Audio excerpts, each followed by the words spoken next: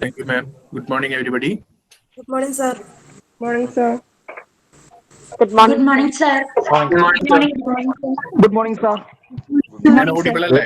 Clear ആണല്ലോ? എന്റെ voice Good clear morning, ആണല്ലോ? sir. Yes, Hope my sir. voice is clear. Yes, sir. Yes. Yes, Okay. sir. Voice is clear. Yes, sir. Sir, Yeah, it's audible. clear. Yes, sir. It's clear. So we will start. എല്ലാവർക്കും ഈ motivation സെഷനിലേക്ക് സ്വാഗതം. നമ്മൾ പുതിയ ഒരു കാൽവെപ്പ് നടത്തുകയാണ്. അതും corona കാലഘട്ടത്തിലാണ്.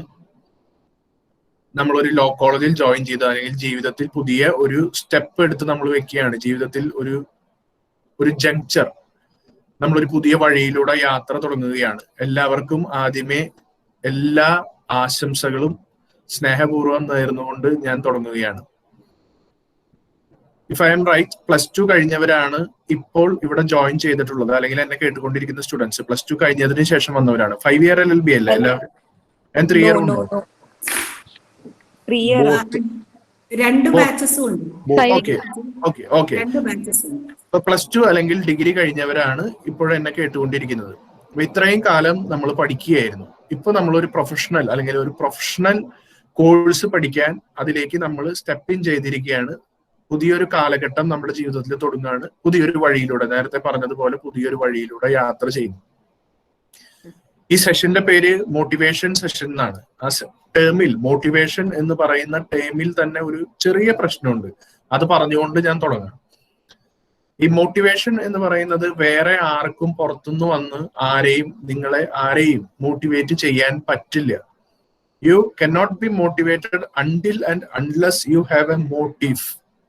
നിങ്ങൾക്കൊരു മോട്ടീവ് ഉള്ളപ്പോൾ മാത്രമാണ് നിങ്ങൾ മോട്ടിവേറ്റഡ് ആവുന്നത്. What I am doing or the motivated speakers like me, what they are doing is they are just inspiring you to get motivated. ഇപ്പൊ ഞാൻ കുറച്ചു നേരം സംസാരിച്ചാൽ I may be able to inspire you or some of you at least. ഒന്നും മനസ്സിനെ തൊടാൻ പറ്റിയേക്കും. Inspiration അതേ തരാൻ പറ്റുള്ളൂ. മോട്ടിവേഷൻ ഒരാൾക്ക് സ്വയം കൊടുക്കാൻ കഴിയുന്നതാണ്. എനിക്കൊരു മോട്ടീവ് ഉണ്ടാകുമ്പോൾ I will be get motivated. അപ്പൊ ഇത്തരം ഇൻസ്പിറേഷണൽ സെഷൻസ് ഇതുകൊണ്ട് ചെയ്യാൻ പറ്റുന്നത്, നല്ല മലയാളത്തിൽ പറഞ്ഞാൽ, കുതിരയെ വെള്ളത്തിനടുത്ത് വരെ കൊണ്ടുപോവാം. വെള്ളം കുടിക്കണോ വേണ്ടയോ എന്ന് കുതിര തീരുമാനിക്കും. We will try to inspire you. വെള്ളം കുടിക്കണോ വേണ്ടയോ എന്ന് കുതിരയ്ക്ക് തീരുമാനിക്കാം. I hope I am clear. ഇനി ഞാൻ കാര്യത്തിലേക്ക് കിടക്കുകയാണ്. നമ്മൾ LLB പഠിക്കുന്നു. എന്തിനു പഠിക്കുന്നു? ചിലർക്ക് ചോദ്യത്തിന് ഉത്തരം ഉണ്ടാവും, ചിലർക്ക് ചോദ്യത്തിന് ഉത്തരം ഉണ്ടാവില്ല. We will come to that. അതിനു മുൻപ് ഞാൻ വെറുതെ ചോദിച്ചോട്ടെ, എന്തിനാ പഠിക്കുന്നത്?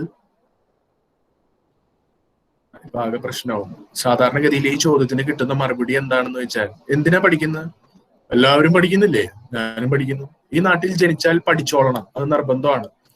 If you are mentally retarded or differently abled, നിങ്ങൾ ഒരു സ്പെഷ്യൽ സ്കൂളിൽ കൊണ്ടാക്കും. അവിടെ ആയാലും പഠിച്ചോളണം, പഠിക്കണം, അത് നിർബന്ധമാണ്.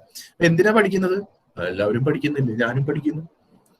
അപ്പൊ നമ്മൾ സ്വാഭാവികമായി അടുത്ത ചോദ്യം ചോദിക്കും, എന്തിനാ ജീവിക്കുന്നത്? ജനിച്ചു പോയില്ലേ, ജീവിക്കാണ്ട് പറ്റില്ലല്ലോ, എല്ലാവരും ജീവിക്കുന്നു.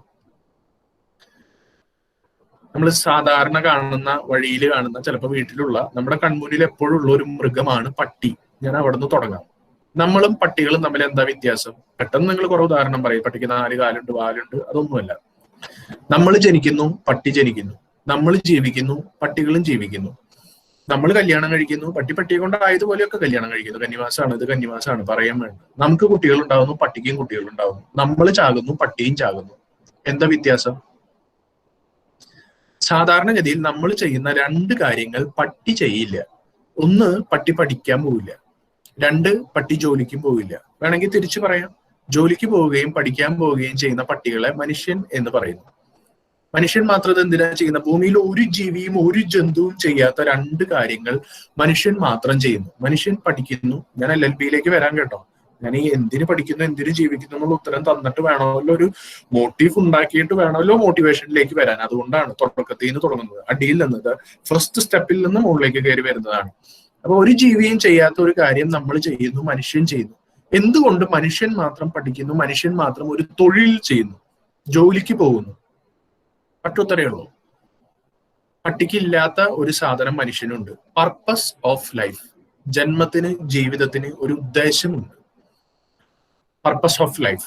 ഇത് ഇന്ന് രാവിലെ എനിക്ക് കിട്ടിയ വെളിപ്പാടൊന്നുമില്ല. എല്ലാ ഫിലോസഫിയും എല്ലാ റിലീജിയനും എല്ലാ കാലത്തും എല്ലാ നാടുകളും ഇത് പഠിപ്പിച്ചിട്ടുണ്ട്. ക്രിസ്ത്യൻസ് ഇതിനെ ടെക്നിക്കലി ദൈവവിളി എന്ന് പറയും, vocation. Hindu philosophy or rather Indian philosophy ഇതിന് നിയോഗ എന്ന് പറയും. ഓരോ ജന്മത്തിനും ഓരോ നിയോഗം ഉണ്ടെന്ന് പറയും. ഇസ്ലാം ഇതിന് മക്തൂബ് എന്ന് വിളിക്കും. തലയിലെഴുത്തെന്നാണ് അറബിക് വാക്കിന്റെ അർത്ഥം. പടച്ച റബ്ബ് ഒരുത്തനെ ഉണ്ടാക്കി ഭൂമിയിലേക്ക് വിടുമ്പോൾ അവൻ ചില കാര്യങ്ങൾ ചെയ്യണമെന്ന് പടച്ച തമ്പുരാൻ ഒരു ഉദ്ദേശമുണ്ട്, അത് അവന്റെ മക്തൂബ്. ഇംഗ്ലീഷിൽ we call it destiny. Each man has got his own destiny എന്ന് പറയും. അത് കേട്ടിട്ടുണ്ടാവും. അങ്ങനെ ഒരു ഉദ്ദേശം, അങ്ങനെ ജന്മത്തിനും ജീവിതത്തിനും ഒരു ഉദ്ദേശം, ഡെസ്റ്റിനി ഉള്ളത് കൊണ്ടാണ് മനുഷ്യൻ മാത്രം പഠിക്കുന്നതും ജോലി ചെയ്യുന്നതും. ഈ ഡെസ്റ്റിനി എന്താണെന്ന് കണ്ടെത്താനാണ് പഠിക്കുന്നത്. നമ്മൾ എന്തിനാ പഠിക്കുന്നതെന്ന് ചോദിച്ചു കഴിഞ്ഞാൽ ഫിലോസഫേഴ്സ് അല്ലെങ്കിൽ പെഡഗോഗിസ്റ്റ്, നമ്മുടെ സിലബസ് ഒക്കെ ഉണ്ടാക്കുന്ന ആളുകൾ, അവർ പറയും സ്വയം കണ്ടെത്താനാണ് പഠിക്കുന്നത്. ടു എക്സ്പ്ലോർ ദ സെൽഫ്, സ്വയം കണ്ടെത്താൻ. ഒന്നും മനസ്സിലാകുന്നില്ല അല്ലെ? നിങ്ങൾക്ക് മനസ്സിലാകുന്ന ഭാഷയിൽ വളരെ ലളിതമായിട്ട് പറയാം. കൊച്ചു കുഞ്ഞുങ്ങളെ കണ്ടിട്ടില്ലേ? കുഞ്ഞുങ്ങൾ വിശന്ന് കഴിഞ്ഞാൽ എന്ത് ചെയ്യും? കരയും. കരഞ്ഞിട്ട് അമ്മ വന്നില്ലെങ്കിൽ ഈ വിരലിങ്ങനെ വായിലിട്ട് കുടിക്കും. പിന്നെ 2 കൈയുടെയും വിരലുകൾ കുടിക്കാൻ തുടങ്ങും. പിന്നെ പറ്റുമെങ്കിൽ കാലും കൂടെ വായിലേക്ക് കൊണ്ടുവരാൻ വല്ല വഴിയുണ്ടോ എന്ന് നോക്കും. 90% കുട്ടികളും അതിൽ വിജയിക്കും. കുഞ്ഞെന്താ ചെയ്യുന്നത്? കുഞ്ഞ് എന്തുകൊണ്ടാണ് ഇങ്ങനെ ചെയ്യുന്നത്? വിശന്നിട്ടാണെന്ന് നമ്മൾ പറയും. പക്ഷെ കുഞ്ഞ് എന്താ ചെയ്യുന്നത്? കുഞ്ഞിന്റെ അമ്മയോട് ഒരു സൈക്കോളജിക്കൽ സ്റ്റേറ്റ്മെന്റ് പറയുന്നതാണ്. എന്താ കുഞ്ഞ് പറയുന്നത്? എടി തള്ളേ, നീ ഇല്ലെങ്കിലും ഒരു 5 മിനിറ്റൊക്കെ ഞാൻ പിടിച്ചു നിൽക്കും, എനിക്കറിയാം എന്റെ കാര്യം നോക്കാൻ. കുഞ്ഞെന്താ ചെയ്യുന്നത്? എക്സ്പ്ലോറിങ്. എന്തൊക്കെയാണ് എന്റെ പോസിബിലിറ്റീസ്? എനിക്ക് എങ്ങനെ സർവൈവ് ചെയ്യാൻ പറ്റും? എനിക്ക് എങ്ങനെ നിലനിൽക്കാൻ പറ്റും? എക്സ്പ്ലോർ ചെയ്യാണ്. ഒരു 1-2 വയസ്സാകുമ്പോഴേക്കും കുട്ടികൾ ഓടിച്ചാടി നടക്കാൻ തുടങ്ങും. നമ്മൾ കുട്ടികൾക്ക് ചെരുപ്പ് മേടിച്ചു കൊടുക്കും. കുഞ്ഞിന്റെ ചെരുപ്പിടുവോ അച്ഛന്റെ ചെരുപ്പിടുവോ? നമ്മളെല്ലാവരും സ്വന്തം അച്ഛന്റെ ചെരുപ്പിട്ട് ഓടി കളിച്ചവരാണ്. ഈ അച്ഛന്റെ ചെരുപ്പിട്ട് ഓടി കളിക്കുമ്പോ കുഞ്ഞ് അച്ഛനോട് എന്താ പറയുന്നത്? തനിക്ക് മാത്രം വലിയ ചെരുപ്പിട്ട് നടന്നാൽ മതിയോ? ഞാൻ വലിയ ചെരുപ്പിട്ട് നടന്നാൽ എന്താ കുഴപ്പം? ആകാശം ഇടിഞ്ഞ് വീഴോ ഇല്ലയോ എന്നൊന്നും അറിയണമല്ലോ. നമ്മളെല്ലാവരും സ്വന്തം അച്ഛന്റെ ചെരുപ്പിട്ട് ഓടി കളിച്ചവരാണ്. ഇവരൊക്കെ ചെയ്യുന്നത് എനിക്ക് ചെയ്യാൻ പറ്റുമോ? What are my possibilities? ഇതെനിക്ക്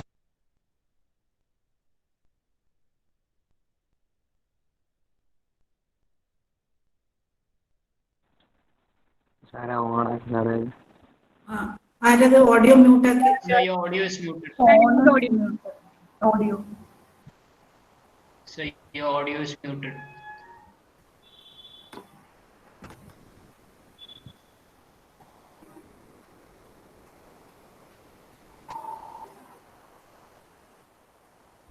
No, sir.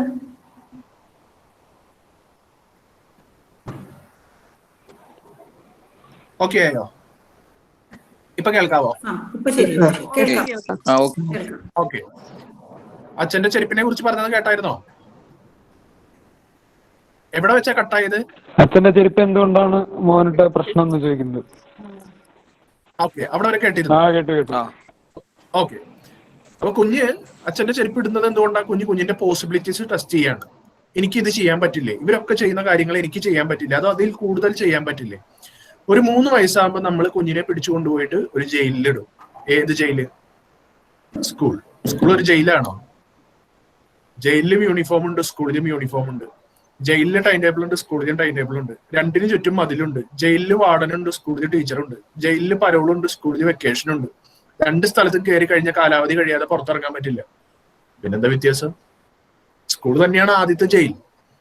ഞാൻ പറഞ്ഞതല്ല കേട്ടോ, കാർലൈൽ എന്ന് പറഞ്ഞൊരു ഫിലോസഫർ പറഞ്ഞതാ. എന്തിനാ നമ്മൾ സ്കൂളിൽ കൊണ്ടുപോയി ചേർക്കുന്നത്? അതുവരെ 3 വയസ്സ് വരെ ചെയ്തുകൊണ്ടിരുന്ന ഒരു പരിപാടിയുണ്ട്, എ പ്രോസസ്, സ്വയം കണ്ടെത്തുന്ന പരിപാടി, എക്സ്പ്ലോറിംഗ് ദ സെൽഫ് എന്ന പ്രോസസ്. അത് 3-ാമത്തെ വയസ്സ് മുതൽ സയന്റിഫിക് ആയിട്ട് ഡിസിപ്ലിൻഡ് ആയിട്ട് പഠിക്കാനാണ് നമ്മളെ സ്കൂളിൽ ചേർക്കുന്നത്, അല്ലെങ്കിൽ നമ്മൾ അവിടെ പഠിക്കുന്നത് എന്നാണ് നമ്മുടെ സിലബസ് ഉണ്ടാക്കിയവർ പറയുന്നത്. അങ്ങനെ പഠിച്ച് നമ്മൾ അവസാനം നമ്മളെ കണ്ടെത്തും. അതായത് ദ പർപ്പസ് ഓഫ് ലൈഫ് കണ്ടെത്തും എന്നാണ് പറയുന്നത്. ഏത് പ്രായത്തിനുള്ളിൽ? 10ാം ക്ലാസ് എത്തുമ്പോഴേക്കും നിങ്ങളുടെ ഡെസ്റ്റിനി, ഏത് വഴിക്ക് ജീവിതത്തിൽ നിങ്ങൾ സഞ്ചരിക്കണം എന്ന് കണ്ടെത്തിയിട്ടുണ്ടാവും. നിങ്ങളുടെ ഡെസ്റ്റിനി, നിയോഗ, വൊക്കേഷൻ എന്താണെന്ന് കണ്ടെത്തിയിട്ടുണ്ടാവും എന്നാണ് നമ്മൾ മനസ്സിലാക്കുന്നത്. അതുകൊണ്ടാണ് 10ാം ക്ലാസ് വരെ ഒരുമിച്ചിരുന്ന് പഠിച്ചവര് 10ാം ക്ലാസ് കഴിഞ്ഞാൽ പല വഴിക്ക് പിരിയും. Science, commerce, humanities. 10ാം ക്ലാസ് വരെ എല്ലാവരും ഒരുമിച്ച് ഒരേപോലെയാണ്, ഒരേ സബ്ജക്ട്സ് ആണ് പഠിക്കുന്നത്. 10 കഴിയുമ്പോൾ എന്തുകൊണ്ടാണ് പല വഴിക്ക് പിരിയുന്നത്? It's time. നിങ്ങൾ നിങ്ങളുടെ വഴി കണ്ടെത്തിയിട്ടുണ്ടാവണം അതിനുള്ളിൽ. അതുകൊണ്ടാണ് പല വഴിക്ക് പിരിയുന്നത്. 10ാം ക്ലാസ് എത്തുന്നതിന് മുൻപ് ഹൈസ്കൂളിൽ ഇംഗ്ലീഷിൽ ഒരു പോയം പഠിപ്പിക്കും, ദ റോഡ് നോട്ട് ടേക്കൺ, പഠിച്ചിട്ടുണ്ടാവും എന്ന് വിചാരിക്കുന്നു. റോബർട്ട് ഫ്രോസ്റ്റിന്റെ ഒരു കവിത. Two roads diverge in the Yes, sir. two roads Yes, diverged sir. in the woods. പഠിച്ചിട്ടുണ്ട് sir.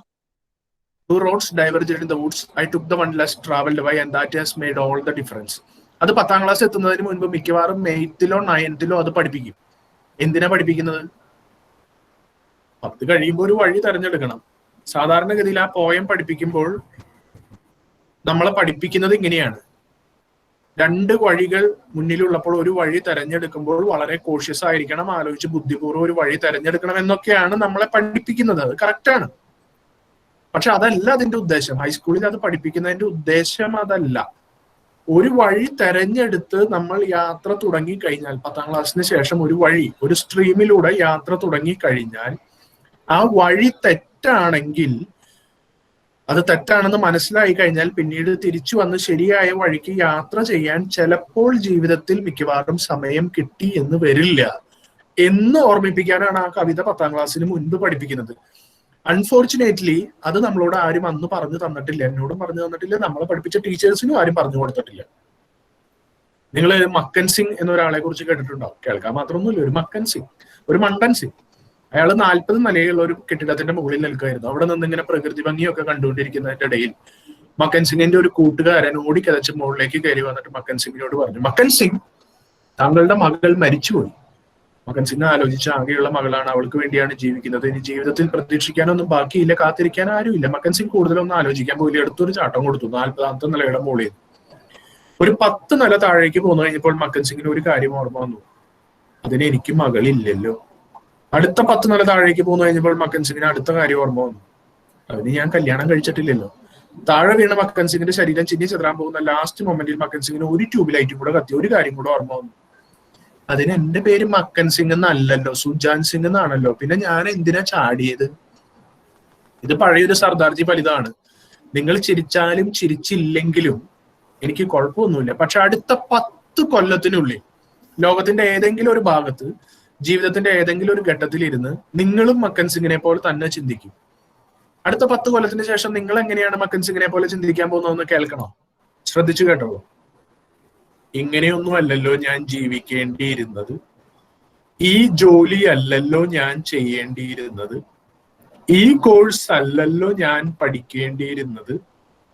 ഇതിനേക്കാളൊക്കെ അപകടം പിടിച്ചൊരു കാര്യമുണ്ട്. എന്തായിരിക്കും?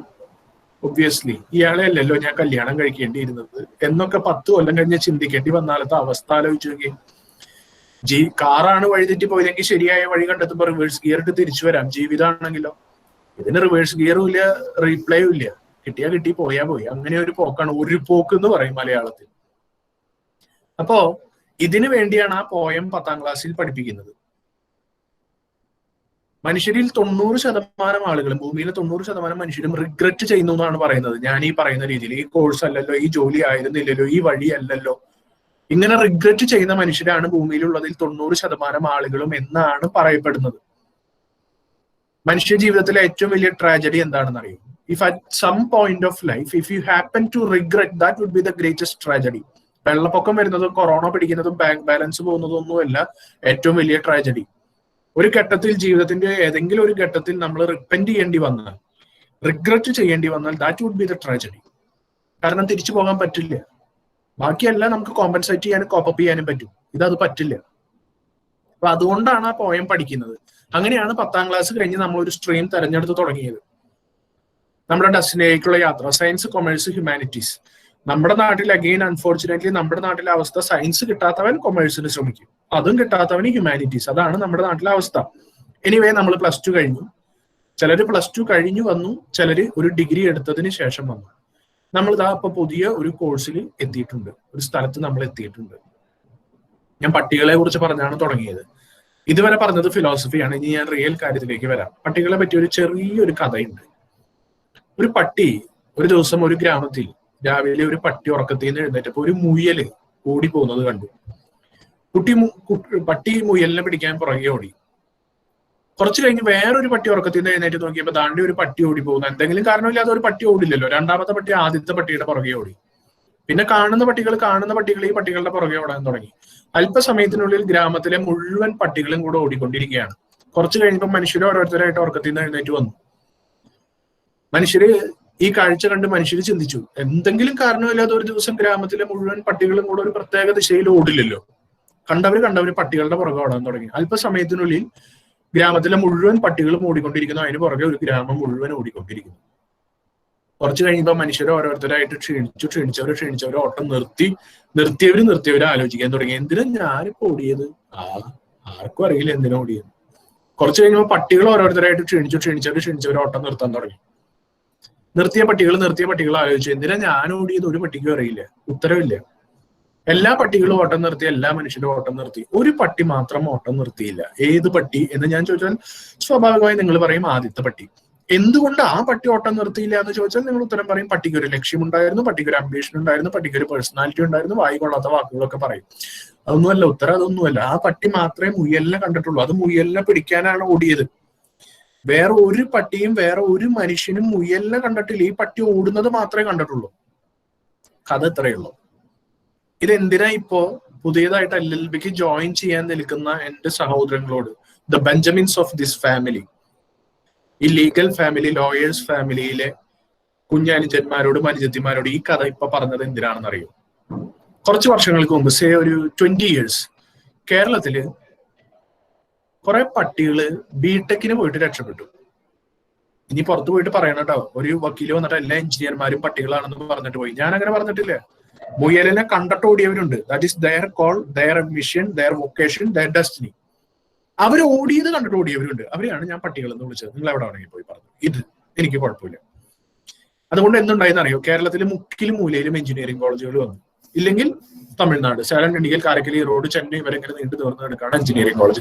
ഇല്ലെങ്കിൽ കർണാടക, മാംഗ്ലൂർ, സുള്ളിയ, മണിപ്പാല്, അങ്ങനെ അങ്ങ് പോയിക്കോളും. ഇപ്പൊ കഴിഞ്ഞ 2 കൊല്ലമായിട്ട് കേരളത്തിലെ അവസ്ഥ എന്താണെന്ന് നിങ്ങൾക്ക് അറിയോ? കേരളത്തിൽ സീറ്റുകൾ ഒരു എഞ്ചിനീയറിംഗ് കോളേജിലും ഫില്ലാവുന്നില്ല. കഴിഞ്ഞ കൊല്ലം കേരളത്തില് 2 എഞ്ചിനീയറിംഗ് കോളേജുകളിലാണ് 95% സീറ്റിന് മുകളിൽ ഫില്ലായിട്ടുള്ളത്. അത് എറണാകുളത്ത് രാജഗിരി എഞ്ചിനീയറിംഗ് കോളേജ്, കൊല്ലത്ത് UKF എഞ്ചിനീയറിംഗ് കോളേജ്. ബാക്കിയുള്ളതിലൊക്കെ ഒരു 60%, 65 ഇങ്ങനെ ഏങ്ങി വലിഞ്ഞുകൊണ്ടിരിക്കുകയാണ്. കാരണം കുറെ പട്ടികൾ ഓടി രക്ഷപ്പെട്ടു. അത് കണ്ട് ഇഷ്ടംപോലെ പട്ടികൾ ഓടി, അത് കണ്ട് എഞ്ചിനീയറിംഗ് കോളേജുകൾ കൂണുപോലെ മുളച്ചു. ഇതാണ് അവസ്ഥ. ഇപ്പൊ എല്ലാവരും തിരിച്ചോടിക്കൊണ്ടിരിക്കുകയാണ്. ആർട്സ് കോളേജുകൾ, BCom, BSc, BA കോഴ്സുകൾക്കാണ് ഇപ്പൊ ഏറ്റവും കൂടുതൽ റഷ് അങ്ങോട്ട് ഓടിക്കൊണ്ടിരിക്കുന്നത്. ഇതൊക്കെ എന്തിനാ നിങ്ങളോട് പറയുന്നത്? ഞങ്ങളൊക്കെ 10ാം ക്ലാസ് പാസ്സാവുന്ന കാലത്ത്, പ്രീ-ഡിഗ്രി, +2 അല്ല, പ്രീ-ഡിഗ്രി കഴിയുന്ന കാലത്ത് നല്ല കുടുംബത്തിൽ പിറന്നവനാണെങ്കിൽ എൻട്രൻസ് എഴുതണം. കൊള്ളാവുന്ന തറവാട്ടിൽ പിറന്നവനാണെങ്കിൽ മെഡിക്കൽ എൻട്രൻസും എഞ്ചിനീയറിംഗ് എൻട്രൻസും ഒരുമിച്ച് എഴുതണം. ദൈവാനുഗ്രഹം കൊണ്ട് രണ്ടും കിട്ടില്ല. പിന്നെ ഒരു പ്രൊഫഷണൽ ഡിഗ്രി എടുക്കാൻ ഒരു വഴിയേ ഉള്ളൂ. അന്ന് ഒരു 30 കൊല്ലം മുമ്പ്, ഒരു 4 നൂറ്റാണ്ട് മുമ്പ് ഒരു പ്രൊഫഷണൽ ഡിഗ്രി എടുക്കണമെങ്കിൽ അന്ന് ഒരു വഴിയേ ഉള്ളൂ. എന്താ വഴി? LLBക്ക് പോവുക. അങ്ങനെ LLBക്ക് പോയിട്ട് കുറെ പട്ടികൾ പേരിന്റെ മുൻപിൽ അഡ്വക്കേറ്റിന്റെ എഴുതി ബോർഡും തൂക്കി വെച്ചിരിക്കുന്നു. ഇനി പുറത്തു പോയിട്ട് പറയണം, ഒരു വക്കീൽ വന്നിട്ട് എല്ലാ വക്കീലന്മാരും പട്ടികളാണെന്ന് പറഞ്ഞിട്ട് പോയി. ഞാൻ അങ്ങനെ പറഞ്ഞിട്ടില്ല. മുയലിനെ കണ്ടിട്ട് ഓടിയവരുണ്ട്. That is their call, their mission, vocation. അവര് വക്കീലാവാനാണ് ജനിച്ചത്. അവർ LLB പഠിക്കണം. അവർ ഓടിയത് കണ്ടിട്ട് ഓടിയവരുണ്ട്. അവരെയാണ് ഞാൻ പട്ടികൾ എന്ന് വിളിച്ചത്. ഇനി നിങ്ങൾ തീരുമാനിക്കൂ. ജസ്റ്റ് നിങ്ങൾ ഒന്ന് ചിന്തിക്കൂ. Why are you here? എന്തുകൊണ്ടാണ് SN ലോ കോളേജിൽ, ഒരു ലോ കോളേജിൽ നിങ്ങൾ ഇപ്പോഴുള്ളത്? എന്തിനാണ്? Why are you studying LLB? Why did you opt law എന്ന് നിങ്ങൾ ചിന്തിക്കും. ആഗ്രഹം കൊണ്ട് വന്നവരുണ്ടാവും. ഏതെങ്കിലും പട്ടി ഓടിക്കയറുന്നത് കണ്ടിട്ട്, പട്ടികളുടെ സ്വഭാവമാണ്, പുറകെ മണപ്പിച്ച് ഓടിക്കയറുന്നവരുണ്ടാവും. ടൈം ഫില്ല് ചെയ്യാൻ കയറിയവരുണ്ടാവും. ഒരു കോഴ്സ്, ഒരു പ്രൊഫഷണൽ കോഴ്സിന് ചേർന്നിടുന്നു. കുറച്ച് കഴിയുമ്പോൾ കല്യാണം കഴിയും, വേറെ എന്തെങ്കിലും നോക്കണം. ഇല്ലെങ്കിൽ വേറെ ഏതെങ്കിലും കോഴ്സിന് അപ്ലൈ ചെയ്തിട്ടുണ്ട്, വിദേശത്തേക്ക് പോകണം. അതിന്റെ ഒരു സാധ്യത തെളിയുന്നത് വരെയുള്ള ഗ്യാപ്പ് ഫില്ലിങ്, അങ്ങനെ വന്നവരുണ്ടാവാം. ഇതുവരെ ഇങ്ങനെ ഒരു പോസിബിലിറ്റിയെ പറ്റി പോലും ജീവിതത്തിൽ ചിന്തിച്ചിട്ടില്ല. ഇപ്പൊ ഇങ്ങനെ ഒരു സാധനം കിട്ടിയതേ ഓടി വന്നു കയറി, അങ്ങനെ വന്നവരുണ്ടാവാം. പല കാരണങ്ങൾ കൊണ്ട് വന്നവരുണ്ടാവാം. ഇനി നിങ്ങൾ ആലോചിക്കണം, വൈ ആർ യു ഹിയർ? നിങ്ങൾ എന്തുകൊണ്ടാണ് ഇവിടെ വന്നിട്ടുള്ളത്? നിങ്ങൾ എന്തിനാണ് ഇവിടെ എത്തിയിട്ടുള്ളത്? എന്തുകൊണ്ടാണ് നിങ്ങൾ ഈ ലോ കോളേജിൽ പഠിക്കുന്നത്? നിങ്ങൾ ഒരു പട്ടിയാണോ? അല്ല, മനുഷ്യനാണ്. U have A purpose of life. അപ്പൊ വേറെ ആരെങ്കിലും ലോ പഠിക്കുന്നത് കണ്ട്, അല്ലെങ്കിൽ ലോയ്ക്ക് ചേർന്നത് കണ്ടോ, വേറെ എന്തെങ്കിലും കണ്ടോ ഓടി കയറരുത്. നിങ്ങളുടെ മുൻപിൽ നിങ്ങളുടെ മുയൽ ഉണ്ടാവണം. Set your goal. പെട്ടെന്ന് ഒരു ദിവസം കൊണ്ട് സാധിക്കുന്ന കാര്യമല്ല. കോഴ്സ് പഠിച്ചു കഴിയുമ്പോഴേക്കും മതി. But set your goal. ആ ചോദ്യത്തിന് ഉത്തരം ഉണ്ടാവണം. Why am I studying LLB എന്ന ചോദ്യത്തിന് വ്യക്തമായ ഉത്തരവില്ലാതെ നിങ്ങൾക്ക് ഇനി മുന്നോട്ട് പോകാൻ പറ്റില്ല. കാരണം നിങ്ങൾ ഈ തുടങ്ങുന്ന പരിപാടി don't think that it is so easy a thing. LLBക്ക് പഠിക്കുക എന്ന് പറയുന്നത് വളരെ എളുപ്പത്തിലുള്ള ഒരു പരിപാടിയല്ല ആണെന്ന് വിചാരിക്കരുത്. ഇത്രമാത്രം വക്കീലന്മാർക്കൊക്കെ പഠിച്ച് പാസ്സാവാന്നുണ്ടെങ്കിൽ ഞങ്ങളും LLB പാസ്സാവും എന്ന് ചിന്തിച്ച LLBക്ക് ചേരരുത്. ഇതിന്റെ തുടക്കത്തിൽ ഇത് ഒരു മിഠായി തിന്നുന്ന അത്രയും സ്വീറ്റ് ആയിട്ടുള്ള സംഗതിയൊന്നുമല്ല. നല്ല ബുദ്ധിമുട്ടാണ്. ഒരു എളുപ്പത്തിൽ ഒരു എക്സ്പ്രസ് ഹൈവേ കൂടെ യാത്ര ചെയ്യുന്ന സുഖത്തിലൊന്നും പഠിക്കാൻ പറ്റില്ല. അതിന്റെ ഒരു രസച്ചരട് കിട്ടുന്നവരെ, അതിന്റെ മർമ്മം, സുഖം, ത്രില്ല് കിട്ടുന്നത് വരെ കുറച്ച് ബുദ്ധിമുട്ടാണ്. പുസ്തകങ്ങളൊക്കെ കണ്ടിട്ടില്ലേ നിങ്ങൾ? അത് ഇത്രയും കട്ടിയുണ്ടാവും. ജൂറിസ്പ്രുഡൻസിന്റെ ഒക്കെ ബുക്ക് എടുത്തിട്ട്, അല്ലെങ്കിൽ ഒരു കോൺസ്റ്റിറ്റ്യൂഷൻ ആദ്യം എടുത്തിട്ട് IPC പിന്നെ ഇൻട്രസ്റ്റിംഗ് ആയിരിക്കും. അല്ലെങ്കിൽ ഇന്റർപ്രിട്ടേഷൻ ഓഫ് ലോ, ഇതിന്റെയൊക്കെ ഇന്റർപ്രിട്ടേഷൻ ഓഫ് സ്റ്റാറ്റ്യൂട്ട്സ് ഒക്കെ എടുത്തിട്ട് ഇതിന്റെ ഒരു ബുക്ക് എടുത്തിട്ട് തുറക്കൊന്നും വേണ്ട, ചുമ്മാ ഒന്നും മണത്ത് നോക്കിയാൽ മതി, അവിടെ കിടന്നുറങ്ങിക്കോളും. തുറന്നുള്ള ബോധം കൂടെ പോകും. അപ്പോ don't think that it is easy. നിങ്ങളുടെ മുയല് നിങ്ങളുടെ കൺമുൻപിൽ, ഇവിടേക്കൊക്കെ ഞാൻ വരാൻ കേട്ടോ, ഇതൊക്കെ ഇൻട്രസ്റ്റിംഗ് ആക്കാനുള്ള കൊച്ചു കൊച്ചു ടിപ്സ് പറഞ്ഞുതരാം. പക്ഷെ നിങ്ങളുടെ മുയൽ നിങ്ങളുടെ കൺമുന്നിൽ ഇല്ലെങ്കിൽ, your target, your goal is not before your eyes. It is not before your eyes. നിങ്ങൾ എവിടെയെങ്കിലും വെച്ച് വീഴും, നിർത്തും, ഡീവിയേറ്റ് ചെയ്യും, നമസ്കാരം പറഞ്ഞ് സുല്ല് പറഞ്ഞ് പോവും. അതുണ്ടാവാതിരിക്കാനാണ് പറയുന്നത് സെറ്റ് യുവർ ഗോൾ. അത് ചെയ്താലേ നമുക്ക് ഇനി മുന്നോട്ട് പോകാൻ പറ്റുള്ളൂ. ഇനി ഞാൻ ഈ ബുക്കുകളുടെ കട്ടി പഠിക്കാൻ ബുദ്ധിമുട്ടാണെന്നൊക്കെ പറഞ്ഞ് പേടിക്കൊന്നും വേണ്ട. അതിന് ഒരുപാട് പോം വഴികളും ഷോർട്ട് കട്ടുകളും ഞാൻ അടക്കമുള്ള നിങ്ങളുടെ പൂർവികർ കണ്ടുവച്ചിട്ടുണ്ട്. ഗൈഡുകളുണ്ട്, ക്യാപ്സ്യൂൾ നോട്ടുകൾ കിട്ടും, അങ്ങനെ കുറെ പരിപാടികളുണ്ട്. ആ എളുപ്പ വഴിക്കൊന്നും പോകണ്ട. റീഡ് ടെക്സ്റ്റ്, പഠിക്കുക, അത് വേറെ കാര്യം. അവിടെ നിൽക്കട്ടെ, ഞാൻ എന്റെ സബ്ജക്റ്റിലേക്ക് തന്നെ വരാം. മോട്ടിവേഷൻ. അപ്പൊ സെറ്റ് യുവർ ഗോൾ. ഏത് മുയലിനെ കണ്ടിട്ടാണ് ഓടി വന്നതെന്ന് നമ്മൾ തീരുമാനിക്കുക. മുയൽ നമ്മുടെ കൺമുന്നിൽ ഉണ്ടായി കഴിഞ്ഞാൽ ഞാൻ ഇനി അടുത്ത പോയിന്റിലേക്ക് കടക്കാം. ഓക്കെ ആണല്ലോ? ക്ലിയർ ആണല്ലോ? കേൾക്കുന്നുണ്ടല്ലോ? പ്രോബ്ലം ഒന്നുമില്ലല്ലോ? ഓക്കെ. സോ ഓക്കെ, അപ്പൊ ഞാൻ അടുത്ത ഇതിലേക്ക് കിടക്കാണ്. ഇനി കോളേജിൽ വന്നു കഴിയുമ്പോൾ നിങ്ങൾ ജോയിൻ ചെയ്യുന്നു. ഇപ്പൊ ഓൺലൈൻ ക്ലാസ്സുകളാണ്. ഒരു കൊറോണ കാലത്താണ് നമ്മൾ ജോയിൻ ചെയ്യണം. ഇനി ഏത് കാലത്ത് നമുക്ക് ആരോട് വേണമെങ്കിലും പറയാം, we are the corona batch. കഴിഞ്ഞ ബാച്ചിന് കുഴപ്പമുണ്ടായിട്ടില്ല, അവര് മര്യാദയ്ക്ക് വന്ന് ക്ലാസ് തുടങ്ങി. നെക്സ്റ്റ് ഇയർ ഈ പ്രോബ്ലം ഉണ്ടായിക്കൊള്ളണമെന്നില്ല. നമ്മളാണ് കൊറോണ ബാച്ച്. ഓൺലൈനിലെല്ലാം കേൾക്കേണ്ടി വന്നത്. ഞാൻ ഈ മോട്ടിവേഷൻ സെഷൻസ് അവിടെ കഴിഞ്ഞ 2 കൊല്ലവും ചെയ്തിട്ടുള്ളത് കോളേജിൽ വന്നാണ് ചെയ്തിട്ടുള്ളത്. ഈ കൊല്ലാണ് ഓൺലൈനിൽ. So you are the corona batch. ഒരു കെട്ട കാലത്ത് LLBക്ക് ചേരുന്നവരെന്ന ധാരണ വേണ്ട. ഇത് നിങ്ങളുടെ മുൻപിൽ ഒരുപാട് ഓപ്പർച്യൂണിറ്റീസും കൂടെ തുറന്നിടുന്നുണ്ട്. കാരണം ഈ കോഴ്സിനെ പറ്റി, ലോയെ പറ്റി, ലോ എങ്ങനെ, ഏതൊക്കെ നാടുകളിൽ ആരൊക്കെ എങ്ങനെ പഠിക്കുന്നു എന്ന് കാണാനും മനസ്സിലാക്കാനും ഒരുപാട് സാധ്യതകൾ നിങ്ങളുടെ മുൻപിലുണ്ട്. നിങ്ങൾ ഗൂഗിളിൽ സെർച്ച് ചെയ്ത് നോക്കിക്കഴിഞ്ഞാൽ നിങ്ങൾക്ക് മനസ്സിലാവും, ഈ ഭൂമിയിൽ ഉണ്ടായിട്ടുള്ള രാഷ്ട്രങ്ങളിൽ കുറേയേറെ രാഷ്ട്രങ്ങളുടെ രാഷ്ട്രപിതാക്കന്മാർ, പ്രസിഡന്റുമാർ നിയമം പഠിച്ചവരാണ്. നമ്മുടെ തന്നെ രാഷ്ട്രപിതാവ് വാസ് എ ബാരിസ്റ്റർ. എത്രയോ രാഷ്ട്രപതിമാർ, ഇന്ത്യയിലെ എത്ര രാഷ്ട്രപതിമാരിൽ എനിക്ക് തോന്നുന്നു ഏതാണ്ട് 1/3 ആളുകളെങ്കിലും നിയമം പഠിച്ചവരാണ്. പ്രധാനമന്ത്രിമാർ, രാഷ്ട്രീയക്കാർ, സാഹിത്യ സാംസ്കാരിക മേഖലകളിലുള്ളവർ, വേറെ ഒരുപാട് സാമ്പത്തിക മേഖലകളിൽ ജോലി ചെയ്യുന്നവർ, ഒരുപാട് മേഖലകളിൽ ജോലി ചെയ്യുന്ന ആളുകൾ നിയമം പഠിച്ചവരാണ്. നിയമം പഠിച്ചവർക്ക് മാത്രമുള്ള ഒരു കഴിവാണത്. ഏത് മേഖലയിൽ വേണമെങ്കിലും പടർന്നു കയറാനും വളരാനും ഉള്ള ഒരു അസാമാന്യ കഴിവ്. സാധാരണ ലോ കോളേജിൽ പഠിച്ചവരെ കുറിച്ച് കേരളത്തിൽ പറയുന്ന ഒരു കാര്യമുണ്ട്, ഏത് പാറപ്പുറത്ത് കൊണ്ടിട്ടാലും മുളയ്ക്കുന്ന ആളുകളാണ് ലോ കോളേജിൽ പഠിച്ചവർ. എവിടെ കൊണ്ടിട്ടാലും മുളയ്ക്കും. നിങ്ങൾ ബാങ്കിങ് ഫീൽഡിൽ കൊണ്ടിട്ടോളൂ, ഹെൽത്ത് സെക്ടറിൽ ഇട്ടോളൂ, ഇനി ലീഗൽ പ്രാക്ടീസിൽ തന്നെ ഇട്ടോളൂ, രാഷ്ട്രീയത്തിൽ ഇട്ടോളൂ, സാംസ്കാരിക മേഖലയിൽ കൊണ്ടിട്ടോളൂ, സിനിമയിൽ ഇടോ, എവിടെയും കൊണ്ടിട്ടോളൂ, അവരവിടെ സ്പ്രൗട്ട് ചെയ്തിരിക്കും. The will Bloom. കാരണം ആ ഒരു ആർജവം അവരാർജിക്കുന്നത് ലോ കോളേജ് പഠനത്തിൽ നിന്നും നിയമ പഠനത്തിൽ നിന്നും ആ കോഴ്സിലൂടെ അതിലൂടെ കടന്നു പോകുമ്പോൾ ആ യാത്രയിൽ അവർ ആർജിക്കുന്ന കരുത്താണ്. സോ അപ്പൊ നമ്മുടെ മുൻപിൽ ഒരു ഓൺലൈൻ പ്ലാറ്റ്ഫോം തന്നെ ലോയുമായി ബന്ധപ്പെട്ട് ഒരുപാട് ഓഷ്യൻ ഓഫ് ഓപ്പർച്യൂണിറ്റീസ് നമ്മുടെ മുൻപിൽ തുറന്നിടുന്നുണ്ട്. അപ്പൊ ഇങ്ങനെ ഒരു കാലത്തിൽ ഓൺലൈനിലാണല്ലോ കയറുന്നത്, ലോ കോളേജിൽ പോകാനുള്ള ആഗ്രഹം സാധിക്കുന്നില്ലല്ലോ എന്ന് വിഷമിക്കണ്ട. Sooner or later you will come to law college. അങ്ങനെ വന്നു കഴിയുമ്പോൾ സ്വാഭാവികമായും അടുത്ത പ്രശ്നങ്ങൾ ഉദിക്കും. നമ്മൾ എത്ര മോട്ടിവേറ്റഡ് ആയിട്ട് കോളേജിലേക്ക് വന്നാലും പതുക്കെ ഈ മോട്ടിവേഷൻ ഡിമിനിഷ് ചെയ്യും. പലതും നമ്മളെ പുറകിലേക്ക് വലിക്കും. കാരണം നമ്മുടെ ഒപ്പം പഠിക്കുന്നവരെ പരിചയപ്പെടുമ്പോൾ എന്നേക്കാൾ ബുദ്ധിയുള്ളവരാണ്, എന്നേക്കാൾ വാക് സാമർഥ്യം ഉണ്ട്, എന്നേക്കാൾ സൗന്ദര്യം ഉണ്ട്, എന്നേക്കാൾ പണമുണ്ട്. സ്വാഭാവികമായിട്ട് നമ്മൾ ഉൾവലിയാൻ തുടങ്ങും. ഇല്ലെങ്കിൽ മറ്റു ചില കോംപ്ലക്സുകൾ നമ്മളെ പിന്നിലേക്ക് വലിക്കും. ഇത് പഠിക്കാൻ പറ്റുന്നില്ല, ഉദ്ദേശിച്ച പോലെയല്ല, ഒന്നും എനിക്ക് തലയിലോട്ട് കയറുന്നില്ല, ആര് പറയുന്നത് മനസ്സിലാവുന്നില്ല, ബാക്കി എല്ലാവരുടെ മുഖത്ത് നോക്കുമ്പോൾ എല്ലാവരും ഇങ്ങനെ ഇരിക്കുന്നുണ്ട്, എല്ലാവർക്കും മനസ്സിലാവുന്നുണ്ട്, എന്റെ മാത്രം പ്രോബ്ലം ആണ്. ഇങ്ങനെ കുറെ പ്രശ്നങ്ങൾ വരും. ഞാൻ കാലിക്കറ്റ് യൂണിവേഴ്സിറ്റിയിൽ അത്യാവശ്യം കൊള്ളാവുന്ന മാർക്കിന് എന്റെ ക്ലാസ്സിൽ തന്നെ സെക്കൻഡോ തേർഡോ എന്റെ ബാച്ചിൽ എന്ന് പറയാവുന്ന ഒരു പൊസിഷനിൽ LLB പാസ്സായ ആളാണ്. ആദ്യത്തെ 2 സെമസ്റ്റർ ഒന്നും മനസ്സിലായിട്ടില്ല എനിക്ക്. ഏതപ്പ കോതമംഗലം എന്നുള്ള അവസ്ഥയായിരുന്നു. ഇതീ കൂടെ കേട്ടി ഇതീ കൂടെ പോകും, തല മുഴുവൻ പൊഹ. ഞാനായി പറഞ്ഞ അവസ്ഥയിലായിരുന്നു. ഏതെങ്കിലും പുസ്തകം എടുത്ത് തുറക്കുന്നത് ഓർമ്മയുണ്ടാവുള്ളൂ, അതിലേക്ക് കുറെ നേരം നോക്കിയിരിക്കും, ഒന്നും മനസ്സിലാവില്ല, പിന്നെ കിടന്ന് ഉറങ്ങിപ്പോവും. അതിന്റെ ഒരു മർമ്മം രസച്ചരട് കിട്ടാൻ, ആ സുഖം കിട്ടാൻ ഒരു 3rd സെമസ്റ്റർ ആവേണ്ടി വന്നു. പിന്നെ തിരിഞ്ഞു നോക്കേണ്ടി വന്നിട്ടില്ല. ആ രസച്ചരട് കിട്ടിക്കഴിഞ്ഞാൽ, രസം പിടിച്ചു കഴിഞ്ഞാൽ പിന്നെ അങ്ങ് പോയിക്കോളും. അത് കിട്ടാൻ ചിലപ്പോൾ ചിലർക്ക് ഫസ്റ്റ് സെമ്മി കിട്ടും, ചിലർക്ക് സെക്കൻഡ് സെം ആവും, ചിലർക്ക് 3rd സെം ആവും. ഡോണ്ട് വറി, അത് കിട്ടും.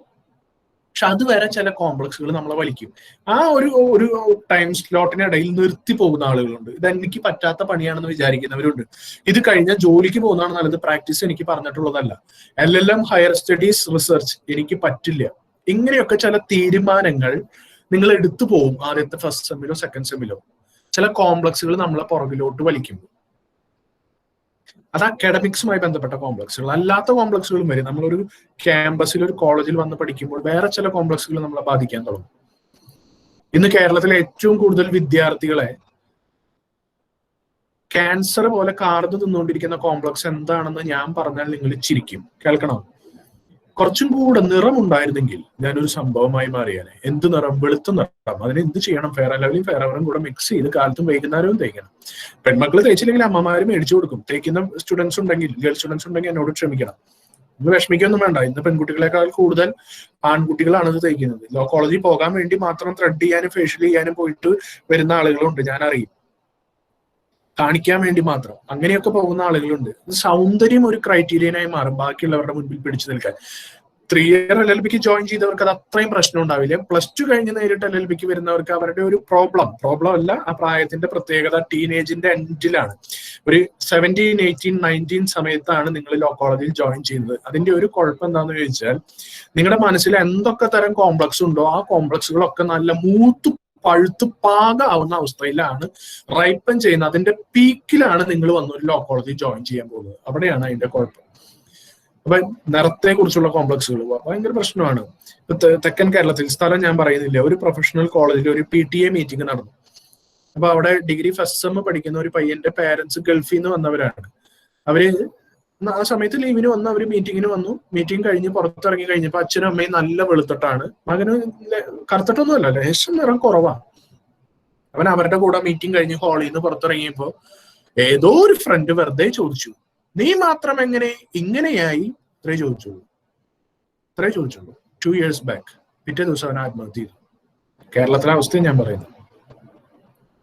സ്കൂളിൽ പഠിക്കുന്ന ഒരു പെൺകുഞ്ഞിനെ പാരന്റ്സ് എന്റെ അടുത്ത് കൊണ്ടുവന്നു. പാരന്റ്സ് പറഞ്ഞു, കുട്ടി ഇൻട്രോവേർട്ടാണ്, ആരോടും മിണ്ടില്ല, ക്ലാസ്സിൽ പുറകിലേ ഇരിക്കുള്ളൂ, ടീച്ചർ ചോദ്യം ചോദിച്ചാൽ ഉത്തരം അറിയാമെങ്കിലും പറയില്ല.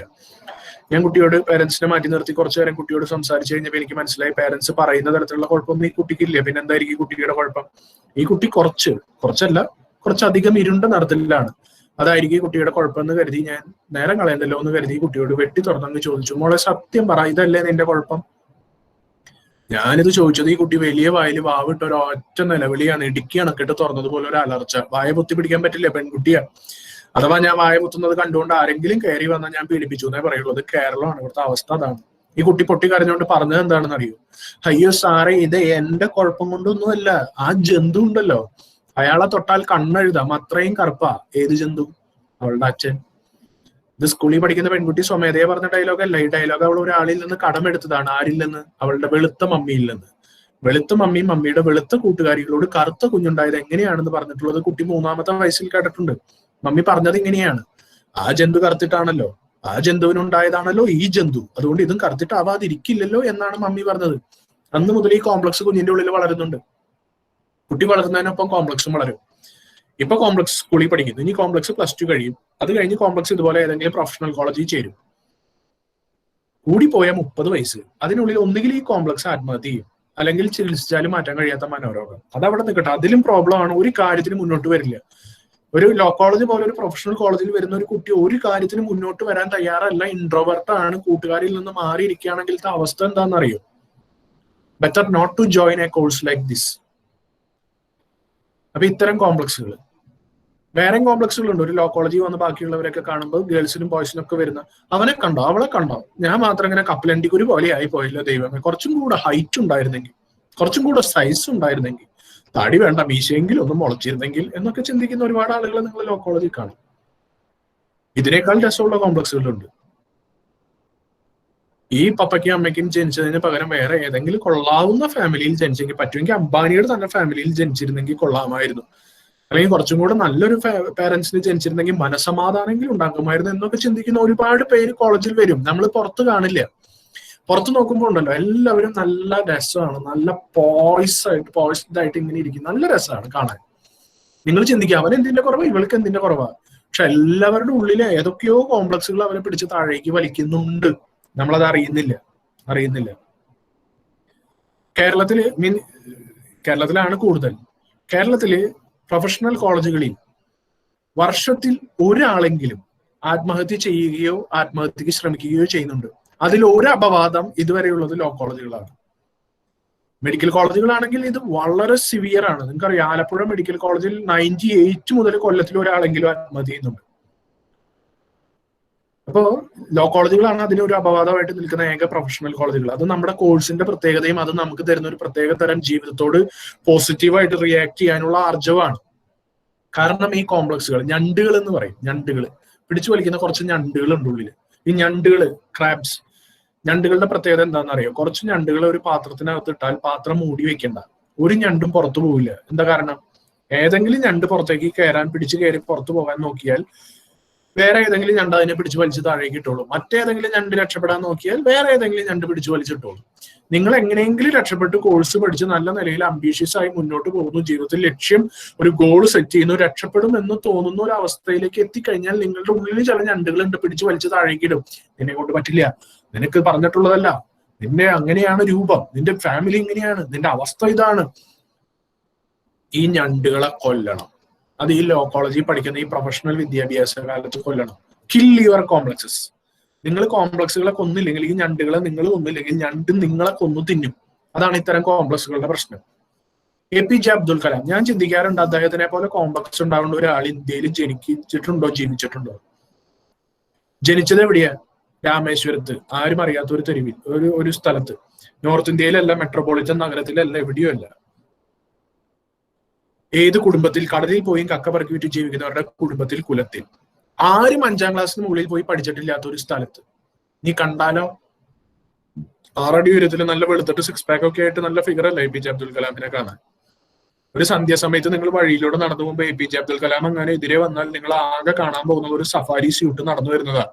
മുഖം കാണണമെങ്കിൽ ടോർച്ച് അടിച്ച് നോക്കണം. അങ്ങനെ ടോർച്ച് അടിച്ച് നോക്കുമ്പോൾ മുടിയൊന്നും വെട്ടാതെ വെളിച്ചപ്പാടിനെ പോലെ ഒരാൾ ഇങ്ങനെ ഒന്ന് തുള്ളുന്നത് കാണും. എന്നിട്ട് APJ അബ്ദുൽ കലാം എന്ന് കേൾക്കുമ്പോൾ നമുക്ക് അയ്യേ എന്നാണ് തോന്നുന്നത്. അല്ല, the moment we hear the name, we feel a sort of admiration. ഇന്ത്യയിൽ ഒരേ ഒരു VIP മരിച്ചപ്പോഴാണ് നമ്മൾ അവധി കൊടുക്കാതെ കൂടുതൽ സമയം ജോലി ചെയ്ത് അദ്ദേഹത്തോടുള്ള ആദരവ് പ്രകടിപ്പിച്ചത്. എന്താ കാരണം?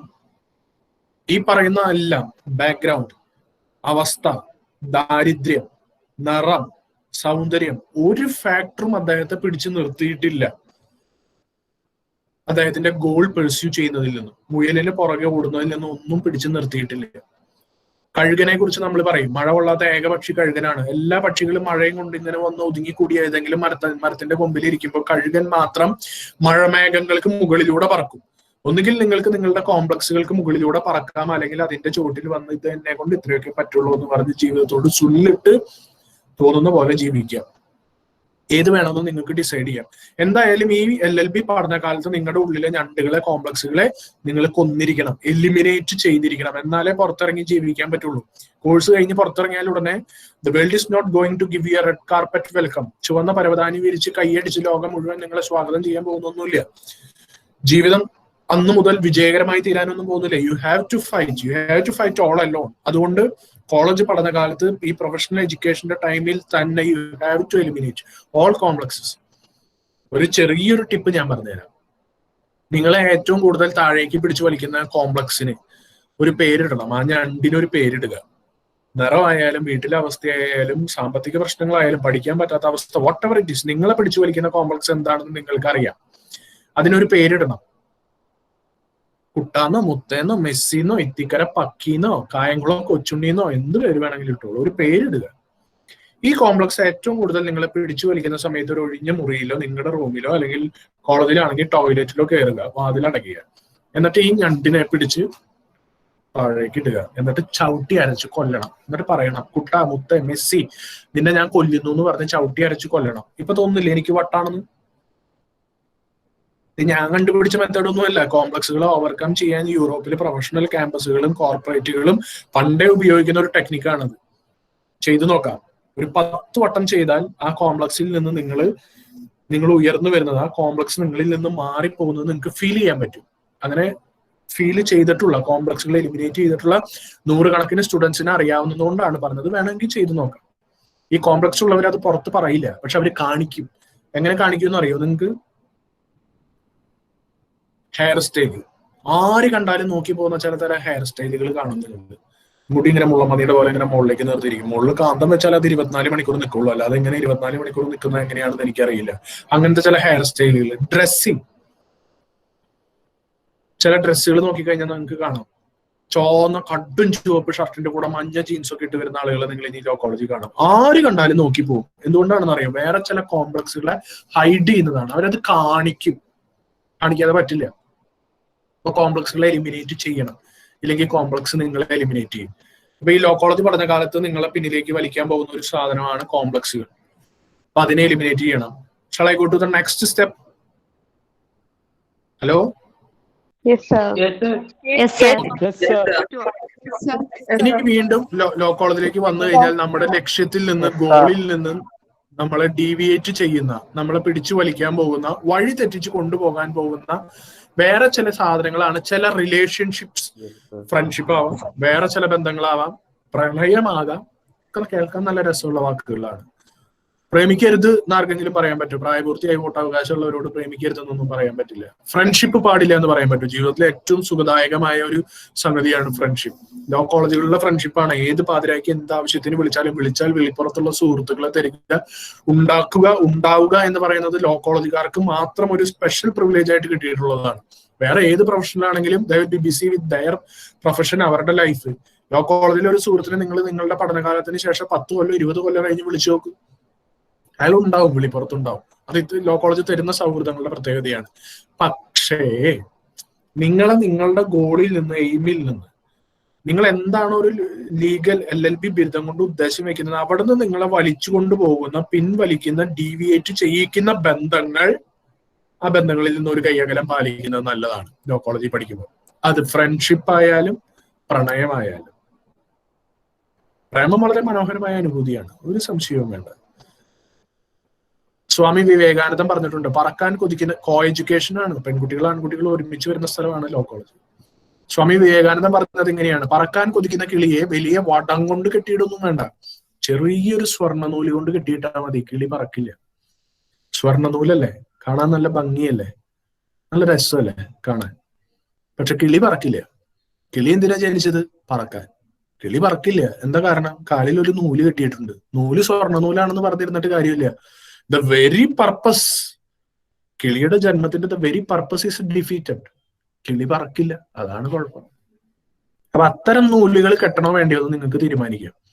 ഫ്രണ്ട്ഷിപ്പ് തെറ്റല്ല, പ്രണയം തെറ്റല്ല. അല്ലെങ്കിൽ തെറ്റ് ശരി എന്ന് പറയുന്ന ഒരു സാധനം ജീവിതത്തിൽ ഇല്ല. അസമയത്തും അസ്ഥാനത്തും വരുന്ന ശരിയുടെ പേരാണ് തെറ്റ്. മനസ്സിൽ കുറിച്ചിട്ടുള്ളത്. അസമയത്തും അസ്ഥാനത്തും വരുന്ന ശരിയുടെ പേരാണ് തെറ്റ്. ഉറങ്ങുന്നത് തെറ്റാണോ? തെറ്റല്ല. ഉറങ്ങണം, മനുഷ്യന് ഉറങ്ങണം. വണ്ടി ഓടിക്കുമ്പോ ഉറങ്ങിയാലോ? തെറ്റാവും. വണ്ടി ഓടിക്കുമ്പോ ബാലഭാസ്കറിന്റെ ഡ്രൈവർ ഒന്നും ഉറങ്ങിപ്പോയി, ബാലഭാസ്കർ മകളും ഇല്ല, ലോകത്തിൽ ഇന്നില്ല.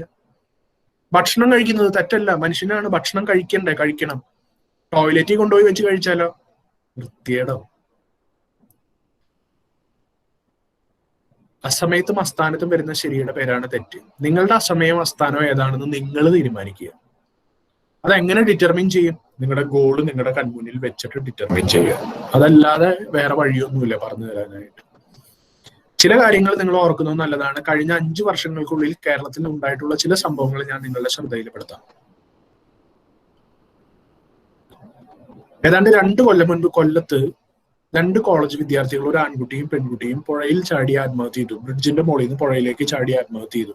കാമുകന്മാരായിരുന്നു, 2 പ്രൊഫഷണൽ സ്റ്റുഡൻസ്. കാരണം ആ കാമുകി പെൺകുട്ടി 3 മാസം പ്രഗ്നന്റ് ആയിരുന്നു. ഏതാണ്ട് 1.5 കൊല്ലം മുൻപ് തൃശ്ശൂരിൽ ഒരു പ്രൊഫഷണൽ സ്റ്റുഡന്റ് പെൺകുട്ടി, അവളെ കാണാൻ എറണാകുളത്ത് നിന്ന് ഒരു കാമുകൻ പുലർച്ചെ അവളുടെ വീട്ടിലെത്തുന്നു. അവളെ കത്തിക്കൊണ്ട് കുത്തിയതിന് ശേഷം പെട്രോൾ ഒഴിച്ച് തീ കൊളുത്തിയിട്ട് അവൻ പോകുന്നു. പ്രൊഫഷണൽ സ്റ്റുഡന്റ് ആണ് പെൺകുട്ടി. ഏതാണ്ട് 3 കൊല്ലം മുൻപ് കോട്ടയം SMEയിൽ സ്കൂൾ ഓഫ് മെഡിക്കൽ സയൻസസ്, അവിടെ ഒരു കാമുകൻ കോളേജ് ലൈബ്രറിയിൽ കയറി കാമുകിയെ പെട്രോൾ ഒഴിച്ച് തീ കൊളുത്തുന്നു. ഇതൊക്കെ നിങ്ങൾ കണ്ടിട്ടുള്ളതാണ്, വായിച്ചിട്ടുള്ളതാണ്. ഇതൊക്കെ കേരളത്തിൽ നടന്നുകൊണ്ടിരിക്കുന്ന സംഭവങ്ങളാണ്. 1 കൊല്ലം മുൻപ് കാക്കനാട് ഒരു കാമുകൻ അഗെയിൻ വിദ്യാർത്ഥിനിയാണ്, പെൺകുട്ടിയെ കുത്തിക്കൊന്നു. ഇതൊക്കെ കേരളത്തിൽ നടക്കുന്ന സംഭവങ്ങളാണ്, നിങ്ങളുടെ കൺമുന്നിലുള്ള ഉദാഹരണങ്ങളാണ്. ഫ്രണ്ട്ഷിപ്പ് കൊണ്ട് ഇനി ഫ്രണ്ട്ഷിപ്പ് എടുക്കാം. ഈ ഫ്രണ്ട്ഷിപ്പ് ഗാങ് ബേസ്ഡ് സ്നേഹം, ഗാങ് ബേസ്ഡ് അടിച്ചുപൊളികൾ, ലൈഫുകളൊക്കെ ഡെവലപ്പ് ചെയ്യും. ലോ കോളേജ് അതിന് പറ്റിയ വളക്കൂറുള്ള മണ്ണാണ്. അതുകൊണ്ട് മാത്രം പഠിപ്പിൽ പിന്നോട്ടായി പോയവര്, പ്രൊഫഷനിൽ നിന്ന് അതിന്റെ കോൺസെൻട്രേഷനിൽ നിന്ന് മാറിപ്പോയവര്, വേറെ പല ലക്ഷ്യത്തിൽ എത്തേണ്ടിയിരുന്നവര്, സിവിൽ സർവീസ്, IAS, IPS എത്തേണ്ടിയിരുന്നവര്, കേരള അഡ്മിനിസ്ട്രേറ്റീവ് സർവീസിൽ എത്തേണ്ടിയിരുന്നവര്, രാഷ്ട്രീയത്തിൽ വൻ പ്രതിഭകളാകേണ്ടിയിരുന്ന ചിലരൊക്കെ ഈ ഫ്രണ്ട്ഷിപ്പ്, ഗാങ് ബേസ്ഡ് ബന്ധങ്ങളിൽ പെട്ട് പിൻവാങ്ങിയിട്ടുണ്ട്. പരാജയപ്പെട്ടു എന്ന് പറയാനാവില്ലെങ്കിലും യഥാർത്ഥത്തിൽ ജീവിതത്തിൽ അവരെത്തേണ്ടിയിരുന്ന പലയിടത്തും എത്താതെ പോയിട്ടുള്ള ആളുകളുണ്ട്. അറിയും, ഞാൻ അങ്ങനെ കുറെ ആളുകൾ അറിയും. അപ്പോ റിലേഷൻഷിപ്സ് ഉണ്ടാവും. മനുഷ്യനാണ്, ഉണ്ടാക്കണം. നമ്മുടെ വളർച്ചയ്ക്ക് ഏറ്റവും പ്രധാനപ്പെട്ട ഒരു സംഗതിയാണ് റിലേഷൻ. പക്ഷെ അത് ലക്ഷ്യത്തിൽ നിന്ന് മാറ്റിക്കൊണ്ട് പോകുന്നത് ആവരുത്. ലക്ഷ്യത്തിലേക്ക് നിങ്ങൾ എത്തിക്കുന്നതായിരിക്കും. അതിന് നിങ്ങളെ പുഷ് ചെയ്യുന്ന റിലേഷൻസ് ഉണ്ടാക്കുന്നതാണ് നല്ലത്, അത് എന്ത് തരം റിലേഷൻ ആയാലും. സോ അത് മനസ്സിൽ സൂക്ഷിക്കുക. ലോ കോളേജിൽ വരുമ്പോൾ റിലേഷൻഷിപ്സ് ഉണ്ടാക്കുമ്പോൾ സൂക്ഷിക്കുന്നത് നല്ലതാണ്. ഇനി ഇതിന്റെ അടുത്ത സ്റ്റെപ്പിലേക്ക് ഞാൻ പോകുന്നു. വീണ്ടും നമ്മളൊരു 2020 പോലൊരു കാലഘട്ടത്തിലാണ്. കോളേജ് തുറന്നതിന് ശേഷമുള്ള കാര്യങ്ങളാണ് ഞാൻ പറയുന്നത്. നമ്മളൊരു ലോ കോളേജിലേക്ക് വരുന്നു. കേരളത്തിലെ എല്ലാ ക്യാമ്പസുകളും, പ്രത്യേകിച്ച് പ്രൊഫഷണൽ ക്യാമ്പസുകളെ ചുറ്റിപ്പറ്റി എന്ന് പറയുന്നത് കൊണ്ട് വിഷമം വിചാരിക്കരുത്. കേരളത്തിൽ കാണുന്ന യാഥാർത്ഥ്യങ്ങളാണ് പറയുന്നത്. കേരളത്തിലെ സ്കൂളുകളെയും കോളേജുകളെയും എല്ലാത്തിനും ചുറ്റിപ്പറ്റി വളരുന്നുണ്ട് ചില മാഫിയകൾ. പ്രൊഫഷണൽ കോളേജുകളെ പ്രത്യേകമായി ഫോക്കസ് ചെയ്ത് വളരുന്ന മാഫിയകളുണ്ട്. അതിലൊന്നാണ് ലഹരി മരുന്ന് മാഫിയകൾ.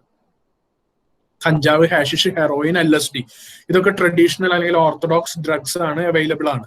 പ്രത്യേകിച്ച് കൊച്ചി പോലൊരു സ്ഥലത്ത് വളരെ അവൈലബിൾ ആയിട്ടുള്ള സംഗതികളാണ്. പക്ഷേ ഇന്ന് അതിന്റെ ഫാഷൻ ട്രെൻഡ് വളരെ മാറിയിട്ടുണ്ട്. ഇത്തരം ഡ്രഗ്സിൽ നിന്ന് വേറെ ചില ഡീവിയേഷൻസ് ഉണ്ടായിട്ടുണ്ട്. ഇപ്പോൾ 2 കൊല്ലം മുൻപ് തൃശ്ശൂര് 3 വിദ്യാർത്ഥികളെ പോലീസ് ഹോസ്പിറ്റലിൽ അഡ്മിറ്റ് ചെയ്തു. ലഹരി മരുന്ന് ഉപയോഗിച്ചു. അതുകൊണ്ട് തലകറക്കം, നെഞ്ചരിച്ചിൽ, ഛർദി വന്നാണ് ഹോസ്പിറ്റലിൽ അഡ്മിറ്റ് ചെയ്യുന്നത്. എന്താണ് ഉപയോഗിച്ച ഡ്രഗ്? ടയറിന്റെ പഞ്ചർ ഒട്ടിക്കുന്ന പശ കത്തിച്ച് വലിച്ചു. അതാണ് ഉപയോഗിച്ച ഡ്രഗ്. ആലോചിക്കണം. നൈട്രോസിൻ എന്ന് പറയുന്ന ഒരു ഗുളിക കിട്ടും. ക്യാൻസർ പേഷ്യൻസിന് പെയിൻ കില്ലർ ആയിട്ട് കൊടുക്കുന്ന സാധനമാണ്. 50 പൈസയുള്ള ഗുളികയാണ്. ഇന്ന് കേരളത്തിലെ ക്യാമ്പസുകളിൽ, പ്രത്യേകിച്ച് പ്രൊഫഷണൽ കോളേജുകളിൽ ഈ സാധനം വിറ്റുകൊണ്ടിരിക്കുന്നത് 50 മുതൽ 500, 5000 ആവശ്യക്കാരന്റെ നീഡ് അനുസരിച്ച്, എമർജൻസി അനുസരിച്ചാണ് ഈ സാധനം വിറ്റുകൊണ്ടിരിക്കുന്നത്. ഗോവയിൽ നിന്നാണ് ഇപ്പൊ ഇമ്പോർട്ട് ചെയ്യുന്നത്. ഈ സാധനം വളരെ സുലഭമായിട്ട് ലഭിക്കും. ഈ സാധനം ഇന്ന് കേരളത്തിൽ ഈ സാധനം സോഡയിലിട്ട് കഴിക്കും, സോഡയിലിട്ട് പതപ്പിച്ചിട്ട് കുടിക്കും. വട്ടുകുളിക എന്ന് പറയും. അല്ലെങ്കിൽ ഒരു കോഫി പൈറ്റ് കൂടെ വായിലിട്ട് ചവച്ചരച്ച് കഴിച്ചാൽ 24 മണിക്കൂർ ഇങ്ങനെ എയറിൽ പറന്നു നടക്കും. കാണുന്ന ഒരാൾക്ക് മനസ്സിലാവില്ല. അല്ലെങ്കിൽ ഒന്നും പറ്റിയില്ലെങ്കിൽ ഏതെങ്കിലും മെഡിക്കൽ ഷോപ്പിൽ പോയിട്ട് ഒരു കഫ് സിറപ്പ് മേടിക്കും. പ്രിസ്ക്രിപ്ഷൻ പോലും വേണ്ട, 30 രൂപ ഉണ്ടെങ്കിൽ ഏറ്റവും ചീപ്പായ കഫ് സിറപ്പ് കിട്ടും. ഇത് ചില കൂട്ടുകളുടെ കൂടെ ഉപയോഗിക്കാം, അല്ലെങ്കിൽ വെറുതെ കഫ് സിറപ്പ് ഒരു കുപ്പി അങ്ങ് കുടിക്കാം. ലഹരിയായി. ഇത്തരം ലഹരി മരുന്നുകൾ കേരളത്തിലെ ക്യാമ്പസുകളിലേക്ക് കൊണ്ടുവരുന്ന ചില മാഫിയകൾ, സംഘങ്ങളുണ്ട്. ഇതിൽ നിന്നൊക്കെ അകലം പാലിക്കുക മാത്രമല്ല, ഇത്തരം കാര്യങ്ങൾ കണ്ടാൽ റിപ്പോർട്ട് ചെയ്യേണ്ടതും കൂടെ നിങ്ങളുടെ ബാധ്യതയാണ്. കാരണം being introduce to a drug means നിങ്ങളുടെ കരിയർ മാത്രമല്ല, ലൈഫ് ഈസ് ഓവർ. മറ്റു കാര്യങ്ങൾ പോലെയല്ല അത്. മറ്റു പലതും നിങ്ങൾക്ക് എവിടെയെങ്കിലും എവിടെ ഇത് പറ്റില്ല എന്ന് മനസ്സിലായ ഒരു റിലേഷൻ സ്റ്റോപ്പ് ചെയ്യാം. നിങ്ങളൊരു കുപ്പി ബിയർ കുടിച്ചു, എനിക്ക് ഇഷ്ടപ്പെട്ടില്ല, നാളെ നിങ്ങൾക്ക് അത് സ്റ്റോപ്പ് ചെയ്യാം. വേറെ ഏതെങ്കിലും ഒരു ഹാബിറ്റ് നിങ്ങൾക്ക് സ്റ്റോപ്പ് ചെയ്യാം. But being introduce to a drug, getting addicted to a drug means you are over, finished.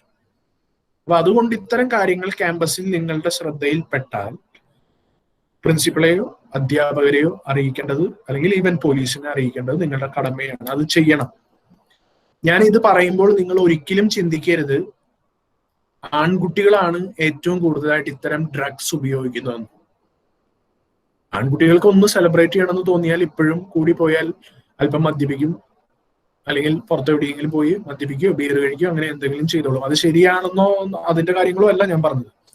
ഇത്തരം ഡ്രഗ്സ്, ഞാൻ ഇപ്പൊ പറഞ്ഞ ഡ്രഗ്സിന് കേരളത്തിൽ ഏറ്റവും കൂടുതൽ അഡിക്റ്റ് ആയിക്കൊണ്ടിരിക്കുന്നത് പെൺകുട്ടികളാണ്. കാരണം പരസ്യമായി ഡ്രഗ്സ് ഉപയോഗിക്കാൻ ഇപ്പോഴും ഒരു സോഷ്യൽ സ്റ്റിഗ്മ പ്രശ്നമുണ്ട്. എന്നാൽ ഡ്രഗ്സ് ഉപയോഗിക്കുകയും വേണം എന്നുള്ള ആളുകൾ, അല്ലെങ്കിൽ പുറത്ത് പഠിച്ചു വളർന്നവര് അവിടെ ഡ്രഗ്സ് ഉപയോഗിക്കുമായിരുന്നു, നേരത്തെ യൂസ് ടു ആണ്, ഇപ്പൊ തരം ഡ്രഗ്സ് ഇവിടെ വന്നു കഴിഞ്ഞപ്പോൾ കിട്ടാനില്ല, അപ്പൊ അതിന് സബ്സ്റ്റിറ്റ്യൂട്ടുകൾ കണ്ടെത്തണം. ഇത്തരം ആളുകളെ ടാർഗറ്റ് ചെയ്ത് സബ്സ്റ്റിറ്റ്യൂട്ടിങ് ഡ്രഗ്സ് കൊടുക്കുന്ന മാഫിയകളാണ് ഇന്ന് കേരളത്തിൽ. അതും പെൺകുട്ടികളാണ് ടാർഗറ്റ് ചെയ്യപ്പെടുന്നത്. എന്തുകൊണ്ടാണെന്ന് അറിയാം പെൺകുട്ടികളെ ടാർഗറ്റ് ചെയ്യുന്നത്? ഫസ്റ്റ് തിങ്, പെൺകുട്ടികളുടെ കയ്യിൽ പൈസ ഉണ്ടാവും, അവർ കടം പറയില്ല. ആൺകുട്ടികൾ 2 വട്ടം കഴിഞ്ഞാൽ 3ാമത്തെ വട്ടം പറ്റു പറയും, പിന്നെ തരാന്ന് പറയും. പെൺകുട്ടികൾ അത് പറയില്ല, അവരുടെ കയ്യിൽ പൈസ ഉണ്ടാവും. രണ്ടാമത്തെ സംഗതി, പെൺകുട്ടികളുടെ ഇടയിൽ ഇത് കാട്ടുതീ പോലെ പെട്ടെന്ന് പടർത്താൻ പറ്റും, പുറത്തൊരു മനുഷ്യനും അറിയാതെ. നെക്സ്റ്റ് തിങ്, പെൺകുട്ടികളെ കാരിയേഴ്സ് ആയിട്ട് ഉപയോഗിച്ചു കഴിഞ്ഞാൽ ഡ്രഗ്സ് പിടിക്കില്ല. കാരണം ആൺകുട്ടികളുടെ കയ്യിൽ നിന്ന് ഡ്രഗ്സ് പിടിക്കുന്നത് പോലെ പെൺകുട്ടികളുടെ കയ്യിൽ നിന്ന് ഡ്രഗ്സ് പിടിക്കാൻ പറ്റില്ല. ഒരു പെൺകുട്ടി കാരിയറായി മാറിക്കഴിഞ്ഞാൽ ഒരു ആൺകുട്ടി ഉണ്ടാക്കുന്ന അപകട സാധ്യതയേക്കാൾ 10 മടങ്ങ് അല്ലെങ്കിൽ 100% 100 മടങ്ങാണ് അവൾ ഉണ്ടാക്കുന്ന അപകട സാധ്യത. കാരണം ഡ്രഗ് പിടിക്കില്ല, കൂടുതൽ പടർത്താൻ പറ്റും. കരിയറായി മാറിക്കഴിഞ്ഞാൽ പെൺകുട്ടികളാണ് ഏറ്റവും അപകടം, ആൺകുട്ടികളെക്കാൾ അപകടം. ഇങ്ങനെയൊക്കെയുള്ള പല കാരണങ്ങൾ കൊണ്ട് ഇത്തരം ഡ്രഗ് മാഫിയകൾ, പ്രത്യേകിച്ച് സബ്സ്റ്റിറ്റ്യൂട്ടിംഗ് ഡ്രഗ്സ് കൊടുക്കുന്ന മാഫിയകൾ ടാർഗറ്റ് ചെയ്യുന്നത് പെൺകുട്ടികളെയാണ്. അതുകൊണ്ട് പെൺകുട്ടികൾ പ്രത്യേകം സൂക്ഷിക്കുക മാത്രമല്ല, ഇത്തരം കാര്യങ്ങൾ ശ്രദ്ധയിൽ പെട്ടാൽ റിപ്പോർട്ട് ചെയ്തിരിക്കണം. നെക്സ്റ്റ് തിങ്, ഞാൻ അടുത്ത സ്റ്റെപ്പിലേക്ക് പോവാണ്. കേരളത്തിലെ ക്യാമ്പസുകളിൽ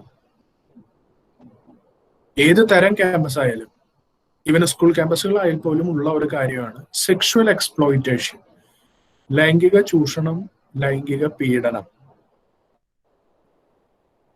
നിങ്ങൾ ഓർക്കുന്നുണ്ടോന്ന് അറിയില്ല, ഇതിൽ പ്രായമായവരെ പലരെയും കാണുന്നതുകൊണ്ടാണ്. 25 കൊല്ലം മുൻപാണ് കേരളത്തിൽ ആദ്യം കോളിളക്കം ഉണ്ടാക്കിയ ഒരു സ്ത്രീ പീഡനം എന്നൊരു വാക്ക് മലയാളിയുടെ മുൻപിലേക്ക് ഇൻട്രൊഡ്യൂസ് ചെയ്യപ്പെടുന്നത് 25 കൊല്ലം മുൻപാണ്. സൂര്യനെല്ലി പീഡനം. ദിവസവും സ്കൂളിലേക്ക് ബസ്സിൽ പോയിരുന്ന ഒരു പെൺകുട്ടി ബസ്സിലെ കണ്ടക്ടറുടെ കൂടെയോ മറ്റോ ഒളിച്ചോടുന്നു. ഏതാണ്ട് 52 പേര് 40 ദിവസങ്ങളോളം പൂട്ടിയിട്ട് ആ പെൺകുട്ടിയെ പീഡിപ്പിച്ചു എന്നാണ് പ്രോസിക്യൂഷൻ കേസ്. ആ കേസിൽ ഒരാൾ മാത്രമാണ് ആദ്യം ശിക്ഷിക്കപ്പെട്ടത്. അത് ഒരു അഡ്വക്കേറ്റ് ധർമ്മരാജൻ. പിന്നീട് അദ്ദേഹത്തിന്റെ എൻറോൾമെന്റ് റദ്ദാക്കി അദ്ദേഹം ശിക്ഷിക്കപ്പെട്ടു. അവിടെ മുതലാണ് ഈ ടേം മലയാളികളുടെ മുൻപിൽ ഒരു കോമൺ ടേം ആയിട്ട് വരുന്നത്, പീഡനം, ചൂഷണം. ഞാനിത് പറയാനുള്ള കാരണം, ലൈംഗിക ചൂഷണം ലൈംഗിക പീഡനവും തമ്മിലുള്ള വ്യത്യാസം നമ്മുടെ പ്രൊഫഷണൽ കോളേജുകളിലും സ്കൂളുകളിലും പഠിക്കുന്നവർക്ക് അറിയില്ല.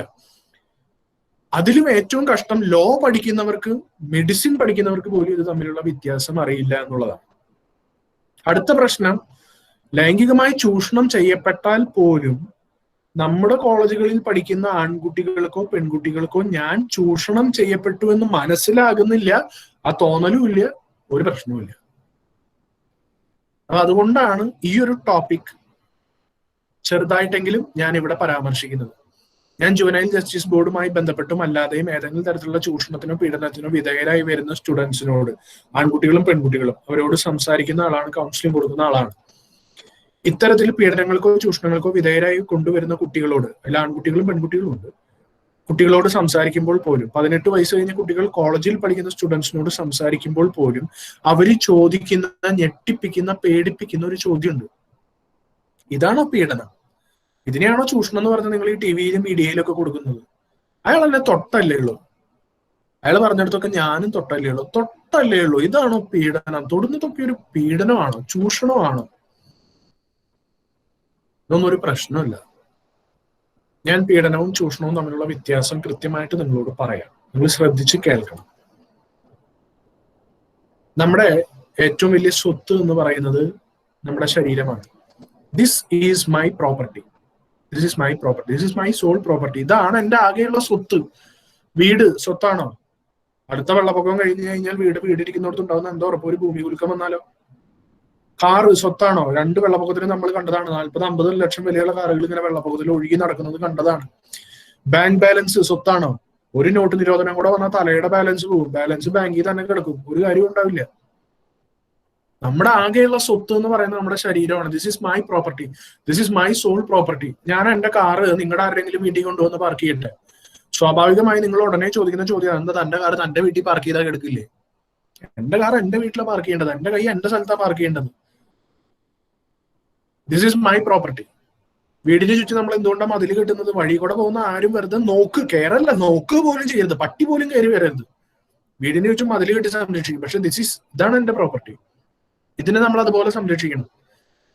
നമ്മൾ ജീവിച്ചിരിക്കുന്ന സ്ഥലം എറണാകുളമോ തിരുവനന്തപുരമോ അല്ല, തൃശ്ശൂരല്ല. നമ്മൾ ജീവിച്ചിരിക്കുന്ന സ്ഥലം, നമ്മൾ ജീവിച്ചിരിക്കുന്ന നമ്മുടെ ശരീരത്തിലാണ്. ഇവിടെയാണ് ജീവിച്ചിരിക്കുന്നത്. This is my property. ആ ബോധം ഉണ്ടാവണം.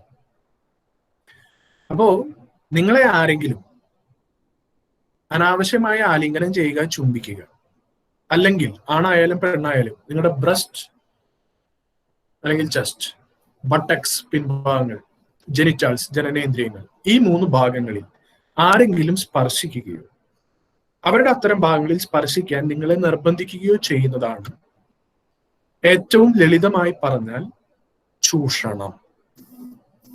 ഇതിനു വേണ്ടി ഏതെങ്കിലും തരത്തിലുള്ള ഫോഴ്സ്, ഫിസിക്കൽ ഫോഴ്സോ അധികാരത്തിന്റെ ഫോഴ്സോ ഉപയോഗിക്കാം. ഭീഷണിപ്പെടുത്താം, ത്രട്ടണിങ്, ഫോഴ്സ് ത്രട്ടണിങ്, അല്ലെങ്കിൽ ഇൻഫ്ലുവൻസിങ്. നിങ്ങളെ ഇങ്ങനെ മയക്കിയെടുക്കും, ഫോൺ തരും, പൈസ തരും, ഓർണമെന്റ്സ്, ഡ്രസ്സിങ്, നിങ്ങൾക്ക് ആവശ്യമുള്ളതൊക്കെ തരും. ഇതൊക്കെ ചെയ്യുന്നത് പീഡനം.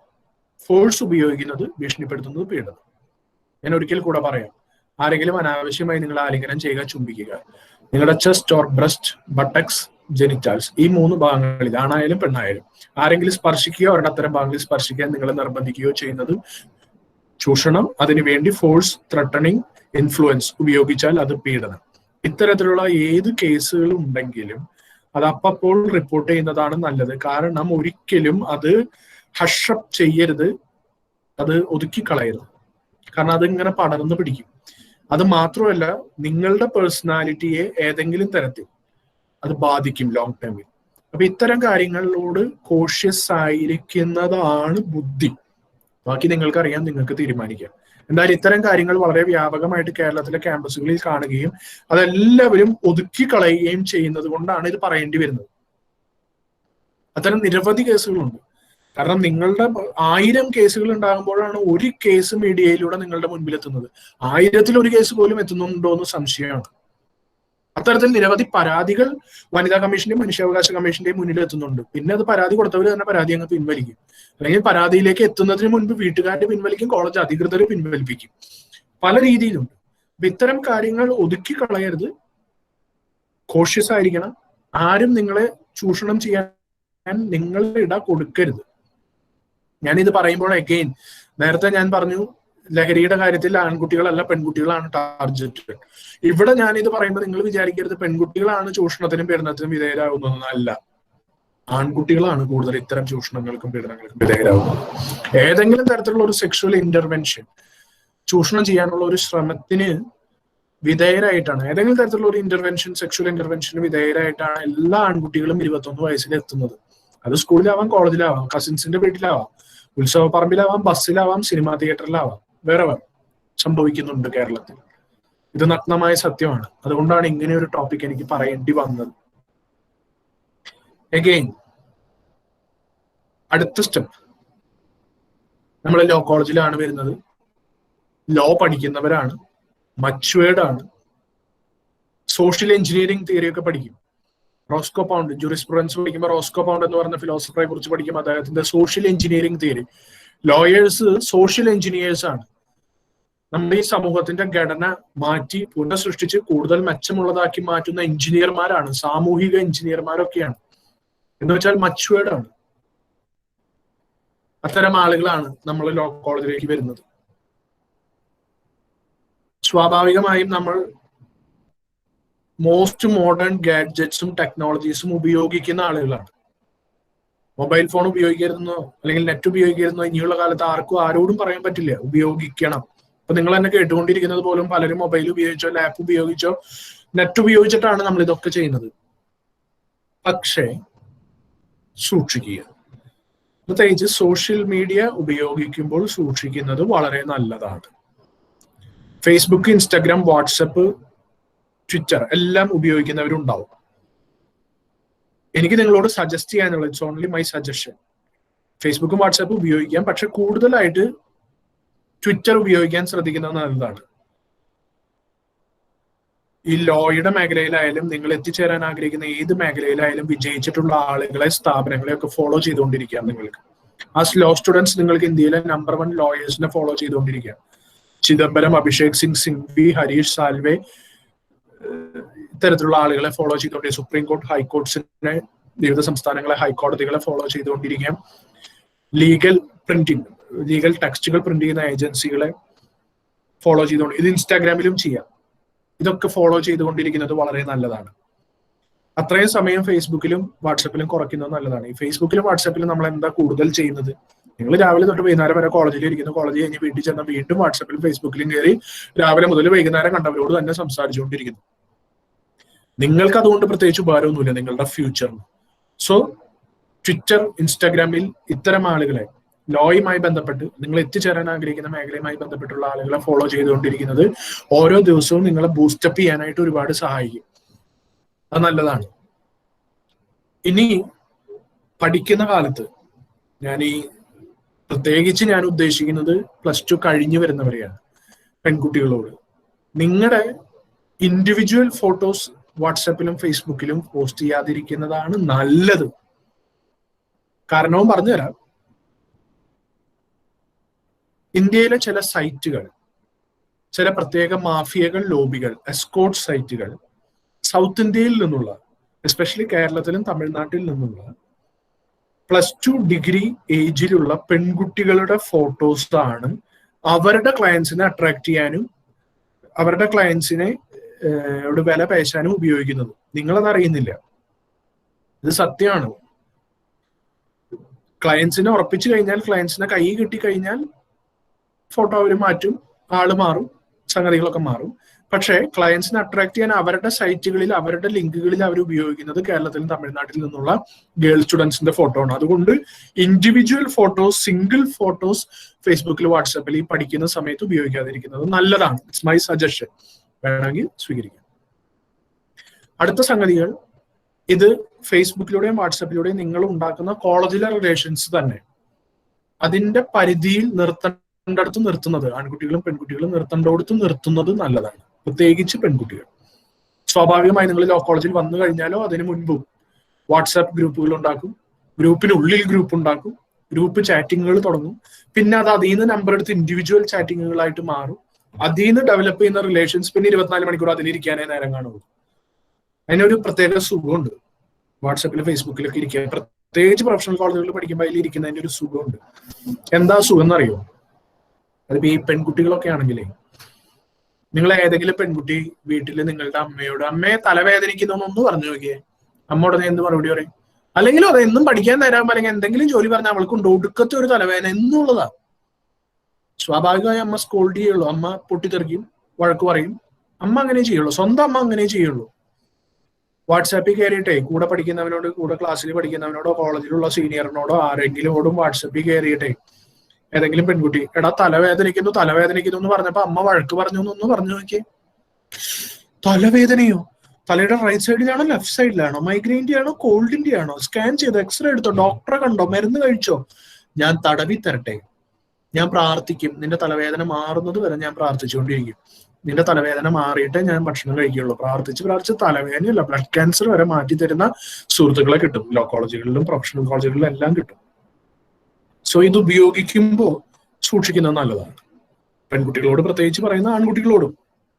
നമ്മുടെ ലക്ഷ്യത്തിൽ നിന്ന്, പഠനത്തിൽ നിന്ന് നമ്മളെ ഡീവിയേറ്റ് ചെയ്യാത്ത, പിന്നോട്ട് വലിക്കാത്ത ബന്ധങ്ങൾ കൊണ്ട് നടക്കുന്നതാണ് ബുദ്ധി. ബാക്കി തീരുമാനിക്കാനുള്ള കഴിവ് നിങ്ങൾക്കുണ്ട്. ഞാൻ നേരത്തെ പറഞ്ഞല്ലോ, നിങ്ങളുടെ അസമയവും അസ്ഥാനവും നിങ്ങൾക്ക് തീരുമാനിക്കാം. ആൺകുട്ടികളോടൊക്കെ ആണെങ്കിൽ നിങ്ങളിപ്പോ ആൺകുട്ടികൾക്ക് ഈ ഒരു പ്രത്യേക കഴിവുണ്ട്.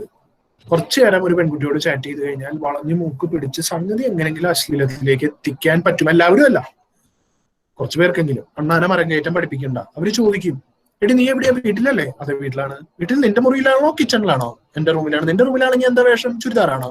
ചുരിദാറാണെങ്കിൽ എന്താ അതിന്റെ നിറം? അതിൽ പുള്ളിയുണ്ടോ? പുള്ളിക്ക് വള്ളിയുണ്ടോ? വള്ളിക്ക് കെട്ടുണ്ടോ? കെട്ടുണ്ടെങ്കിൽ അത് അഴിക്കാൻ പറ്റൂ എന്നൊക്കെ ചോദിച്ചാൽ അവരവിടേക്ക് എത്തിച്ചോളൂ.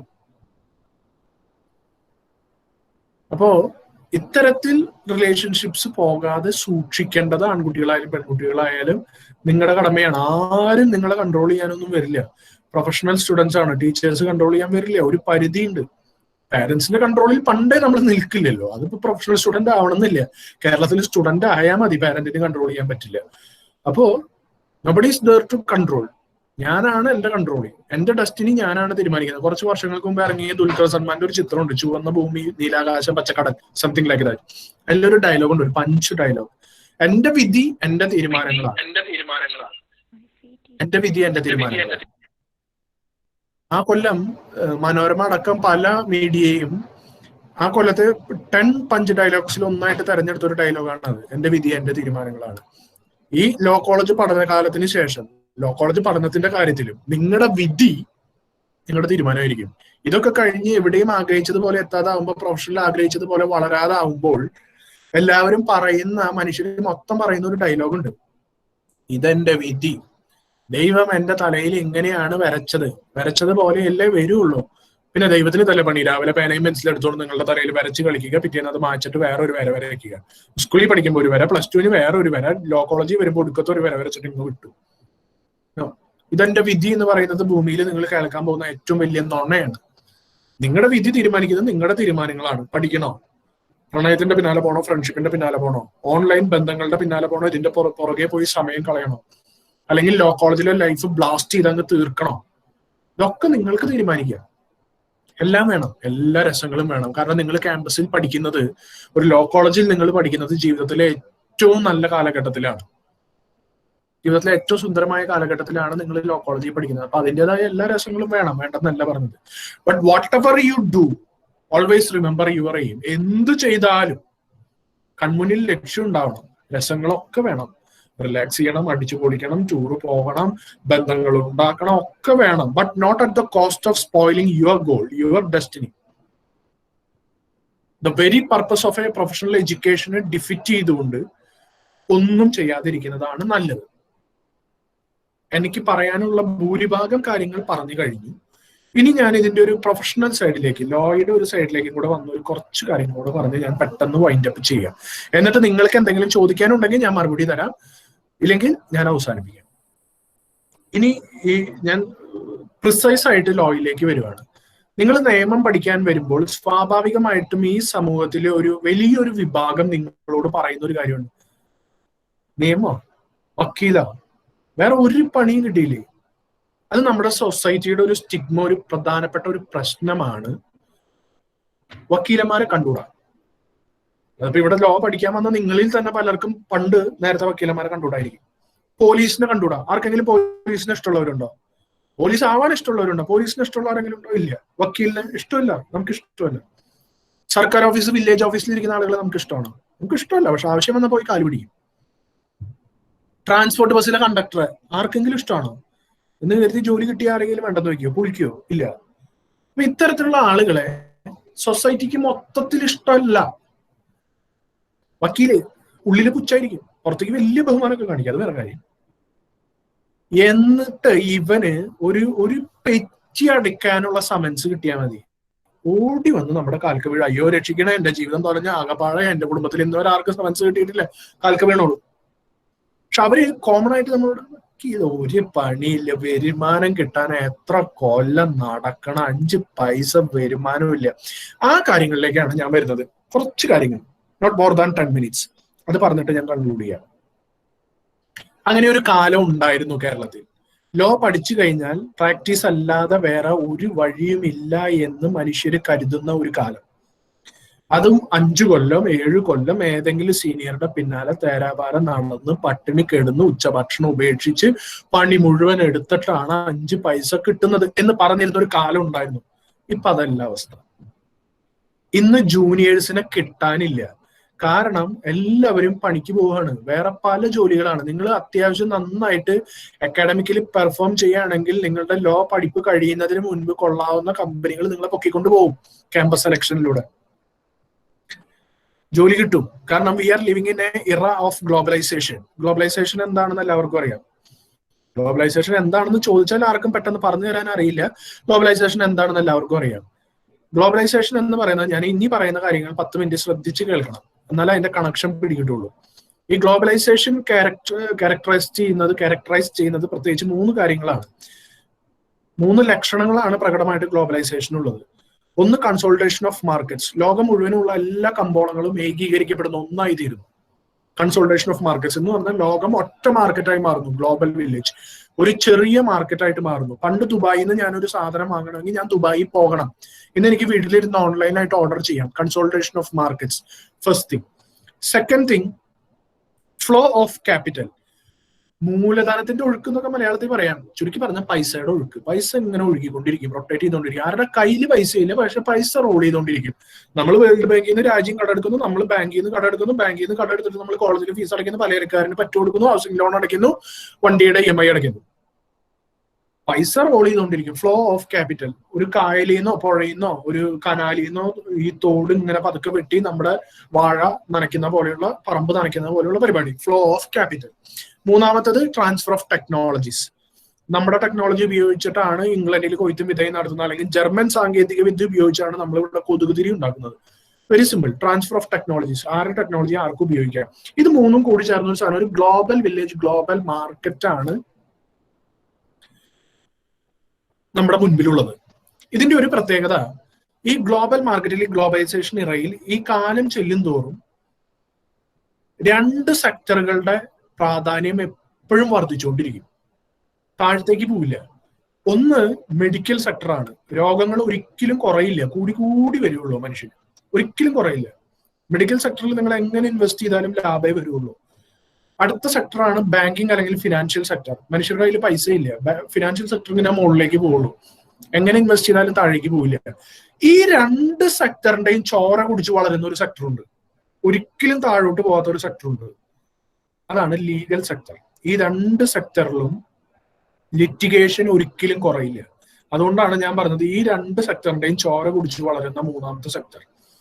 കാരണം മെഡിക്കൽ നെഗ്ലിജന്റ് കേസുകൾ, പ്രശ്നങ്ങൾ, അതവിടെ 2 മനുഷ്യർ ലോൺ എടുക്കും, പൈസ, അതുമായി ബന്ധപ്പെട്ട പ്രശ്നങ്ങൾ ഉണ്ടാവും. ആർക്കുടെ കയ്യിൽ പൈസ തിരിച്ചടയ്ക്കാനുള്ള കപ്പാസിറ്റി ഉണ്ടാവില്ല. അതുമായി ബന്ധപ്പെട്ട കേസുകൾ, അല്ലെങ്കിൽ തന്നെ ലിറ്റിഗേഷൻ, വേറെ ഏത് മേഖലയിലായാലും ലിറ്റിഗേഷൻസ് ഒരിക്കലും താഴേക്ക് പോവില്ല. ഭൂമിയിലെ ഏറ്റവും ഓൾഡസ്റ്റ് ആയിട്ടുള്ള 2 പ്രൊഫഷൻസിൽ ഒന്നാണ് വക്കീൽ പണി. അറിയാന്ന് വിചാരിക്കുന്നു. ഭൂമിയിലെ ഏറ്റവും ഓൾഡസ്റ്റ്, ഏറ്റവും പുരാതനമായ 2 ജോലികളിൽ ഒന്ന് വക്കീൽ പണിയാണ്. അപ്പൊ സ്വാഭാവികമായിട്ട് നിങ്ങൾ ചോദിക്കും, മറ്റേ ജോലി ഏതാണെന്ന്. പറയേണ്ടി വരുന്നതിൽ എനിക്ക് വിഷമമുണ്ട്, പക്ഷെ അത് കേട്ട് നിങ്ങൾ വിഷമിക്കൊന്നും വേണ്ട. അത് വേശ്യാവൃത്തിയാണ്. മനുഷ്യവർഗത്തിലെ ഏറ്റവും പുരാതനമായ 2 ജോലികൾ വേശ്യാവൃത്തിയും അഭിഭാഷക വൃത്തിയാണ്. എന്നോട് വിഷമം തോന്നരുത്, അത് അങ്ങനെയാണ്. അതുകൊണ്ട് നിങ്ങൾ വിഷമിക്കേണ്ട ഒരു കൃഷിയല്ലേ എന്ന് ചോദിക്കും. കൃഷി ഒരു ജോലിയായിട്ട്, പ്രൊഫഷനായിട്ട്, ഇൻകം കൊണ്ടുതരുന്ന ഒരു ജോലിയായിട്ട് കണ്ടിരുന്നില്ല. അതൊരു ജീവിത ശൈലിയായിരുന്നു, സിവിലൈസേഷൻ, സംസ്കാരമായിരുന്നു കൃഷി. ജോലി അഭിഭാഷക വൃത്തിയും വേശ്യാവൃത്തിയാണ്. ഇഷ്ടമുള്ള ജോലി തെരഞ്ഞെടുക്കാൻ 2 ദിവസം മുൻപ്, സ്ത്രീക്ക് വേശ്യാവൃത്തി തെരഞ്ഞെടുക്കുന്നത് തെറ്റല്ല, ഇഷ്ടമുള്ള ജോലി തെരഞ്ഞെടുക്കാം, ലൈംഗിക തൊഴിലാളി ആകാം 2 ദിവസം മുൻപ് കോടതി പറഞ്ഞിട്ടുണ്ട്. പത്രം വായിക്കുന്നുണ്ടെങ്കിൽ, മീഡിയ ഫോളോ ചെയ്യുന്നുണ്ടെങ്കിൽ നിങ്ങൾക്ക് ബോധ്യമുണ്ടാവും. അപ്പോ ഡോണ്ട് വറി, ഭൂമിയിലെ ഏറ്റവും ഓൾഡസ്റ്റ് ആയിട്ടുള്ള പ്രൊഫഷൻസിൽ ഒന്നാണിത്. അപ്പൊ ഞാൻ പറഞ്ഞു വന്നത്, ഈ ജോലിയുടെ സാധ്യത ഒരിക്കലും ഡിമിനിഷ് ചെയ്യില്ല. എന്ന് മാത്രമല്ല, നിങ്ങൾക്ക് ഇന്ത്യയിൽ മാത്രമല്ല നിങ്ങൾക്ക് ഒരു ലോയറായിട്ട് ജോലി ചെയ്യാനുള്ള സാധ്യത ലോകം മുഴുവനാണ്. കാരണം ഒരു ഗ്ലോബൽ വില്ലേജ് ആവുകയാണ്. LPO നിങ്ങൾ കേട്ടിട്ടുണ്ടാവും, ലീഗൽ പ്രോസസ് ഔട്ട്സോഴ്സിങ്. BPO നിങ്ങൾ കേട്ടിട്ടുണ്ടാവും, ബിസിനസ് പ്രോസസ് ഔട്ട്സോഴ്സിങ്, ഇല്ലേ? ഈ കോൾ സെന്ററുകൾ മുഴുവൻ പ്രവർത്തിക്കുന്നത് BPO ബേസ്ഡ് ആയിട്ടാണ്. ഇവിടെ ഇരുന്ന് ഇവിടുത്തെ എക്സിക്യൂട്ടീവ്സ് മുഴുവൻ പ്രവർത്തിക്കുന്നത് വിദേശത്ത് യൂറോപ്പിലോ അല്ലെങ്കിൽ അമേരിക്കയിലുള്ള കമ്പനികൾക്ക് വേണ്ടിയിട്ടാണ്. ഇൻഫോ പാർക്കിലും ടെക്നോ പാർക്കിലും ഒക്കെ ഇരുന്ന് നമ്മുടെ നാട്ടിലെ കൊള്ളാവുന്ന ബുദ്ധിയുള്ള എഞ്ചിനീയർക്കാരും MBA ഗ്രാജുവേറ്റ്സും ബിടെക്കുകാരും വർക്ക് ചെയ്തുകൊണ്ടിരിക്കുന്നത്. അതിന്റെ ഒരു ലീഗൽ വെർഷനാണ് LPO, ലീഗൽ പ്രോസസ് ഔട്ട്സോഴ്സിംഗ്. കേരളത്തിൽ അത് അത്രയും ഫ്ലറിഷ് ചെയ്തിട്ടില്ല ഇപ്പോൾ. പക്ഷെ ബാംഗ്ലൂർ, ചെന്നൈ, ഹൈദരാബാദിലൊക്കെ വളരെ ഫ്ലറിഷ്ഡ് ആയിട്ടുള്ള, നോർത്ത് ഇന്ത്യയിലും ഡൽഹിയിലൊക്കെ വളരെ ഫ്ലറിഷ്ഡ് ആയിട്ടുള്ള സാധനമാണ് LPO, legal process outsourcing. Legal process ഔട്ട്സോഴ്സിംഗിലേക്ക് ആവശ്യമുള്ള LLB ഡിഗ്രി ഹോൾഡേഴ്സിന്, നിയമ ബിരുദധാരികളെ ഉപയോഗിക്കാൻ പറ്റുള്ളൂ. അവരെ ട്രെയിൻ ചെയ്യുന്ന ഒരു 3 ഇൻസ്റ്റിറ്റ്യൂഷൻസിൽ ഞാൻ ഗസ്റ്റ് ഫാക്കൽറ്റി ആയിരുന്നു നേരത്തെ.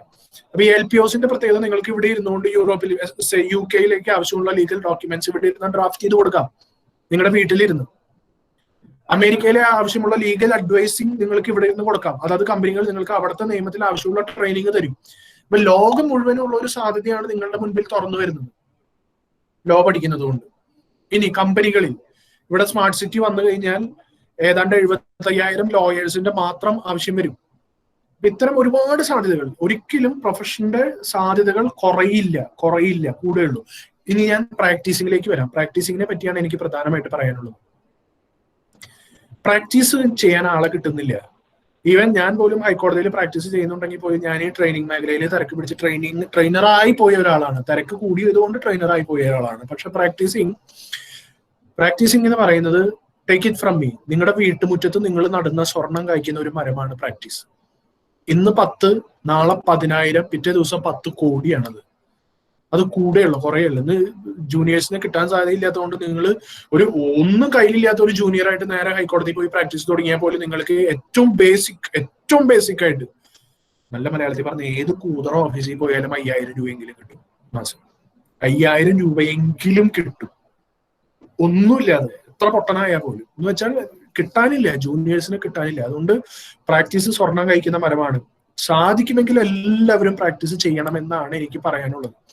നിങ്ങൾക്ക് ഗൂഗിളിൽ സെർച്ച് ചെയ്ത് നോക്കാം. ഇന്ത്യയിലെ ലസ്ട്രിയസ് ലോയേഴ്സ്, ഇന്ത്യയിലെ ലോയേഴ്സ് മേടിക്കുന്ന ഫീസ്, ഇപ്പൊ വളരെ പ്രസിദ്ധരായവരുടെ മാത്രം ഫീസൊക്കെ നമുക്ക് കുറച്ചെങ്കിലും ഗൂഗിളിൽ നിന്ന് കിട്ടുള്ളൂ. ബാക്കിയുള്ളവരുടെ അവസ്ഥയൊന്നും കിട്ടില്ല. സോളി സൊറാബ്ജി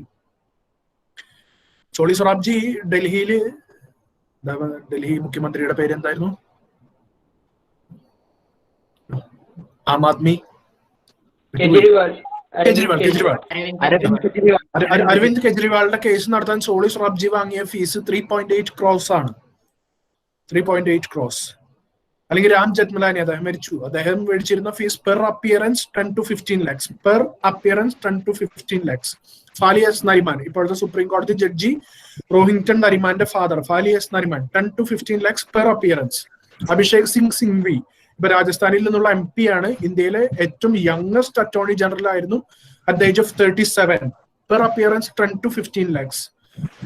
KK വേണുഗോപാൽ, ഇപ്പൊ 88 വയസ്സായി. പത്മവിഭൂഷൺ വേണുഗോപാൽ എന്ന് പറയണം. പത്മവിഭൂഷൺ നേടിയവരാണ് വേണുഗോപാല്, മറ്റേ സോളി സൊറാബ്ജി ഒക്കെ. 10 to 15 lakhs. ഹരീഷ് സാൽവയുടെ ഫീസിനെ കുറിച്ച് ഊഹാപോഹങ്ങളേ ഉള്ളൂ. എന്നാലും പെർ അപ്പിയറൻസ് 20-30 ഒക്കെ മേടിക്കുന്നുണ്ട്. ഒരു പ്രമുഖ ടെലിഫോൺ കമ്പനിയുടെ കയ്യിൽ നിന്ന് അദ്ദേഹം വാങ്ങിയത് 60 കോടിയാണെന്ന് പറയപ്പെടുന്നു.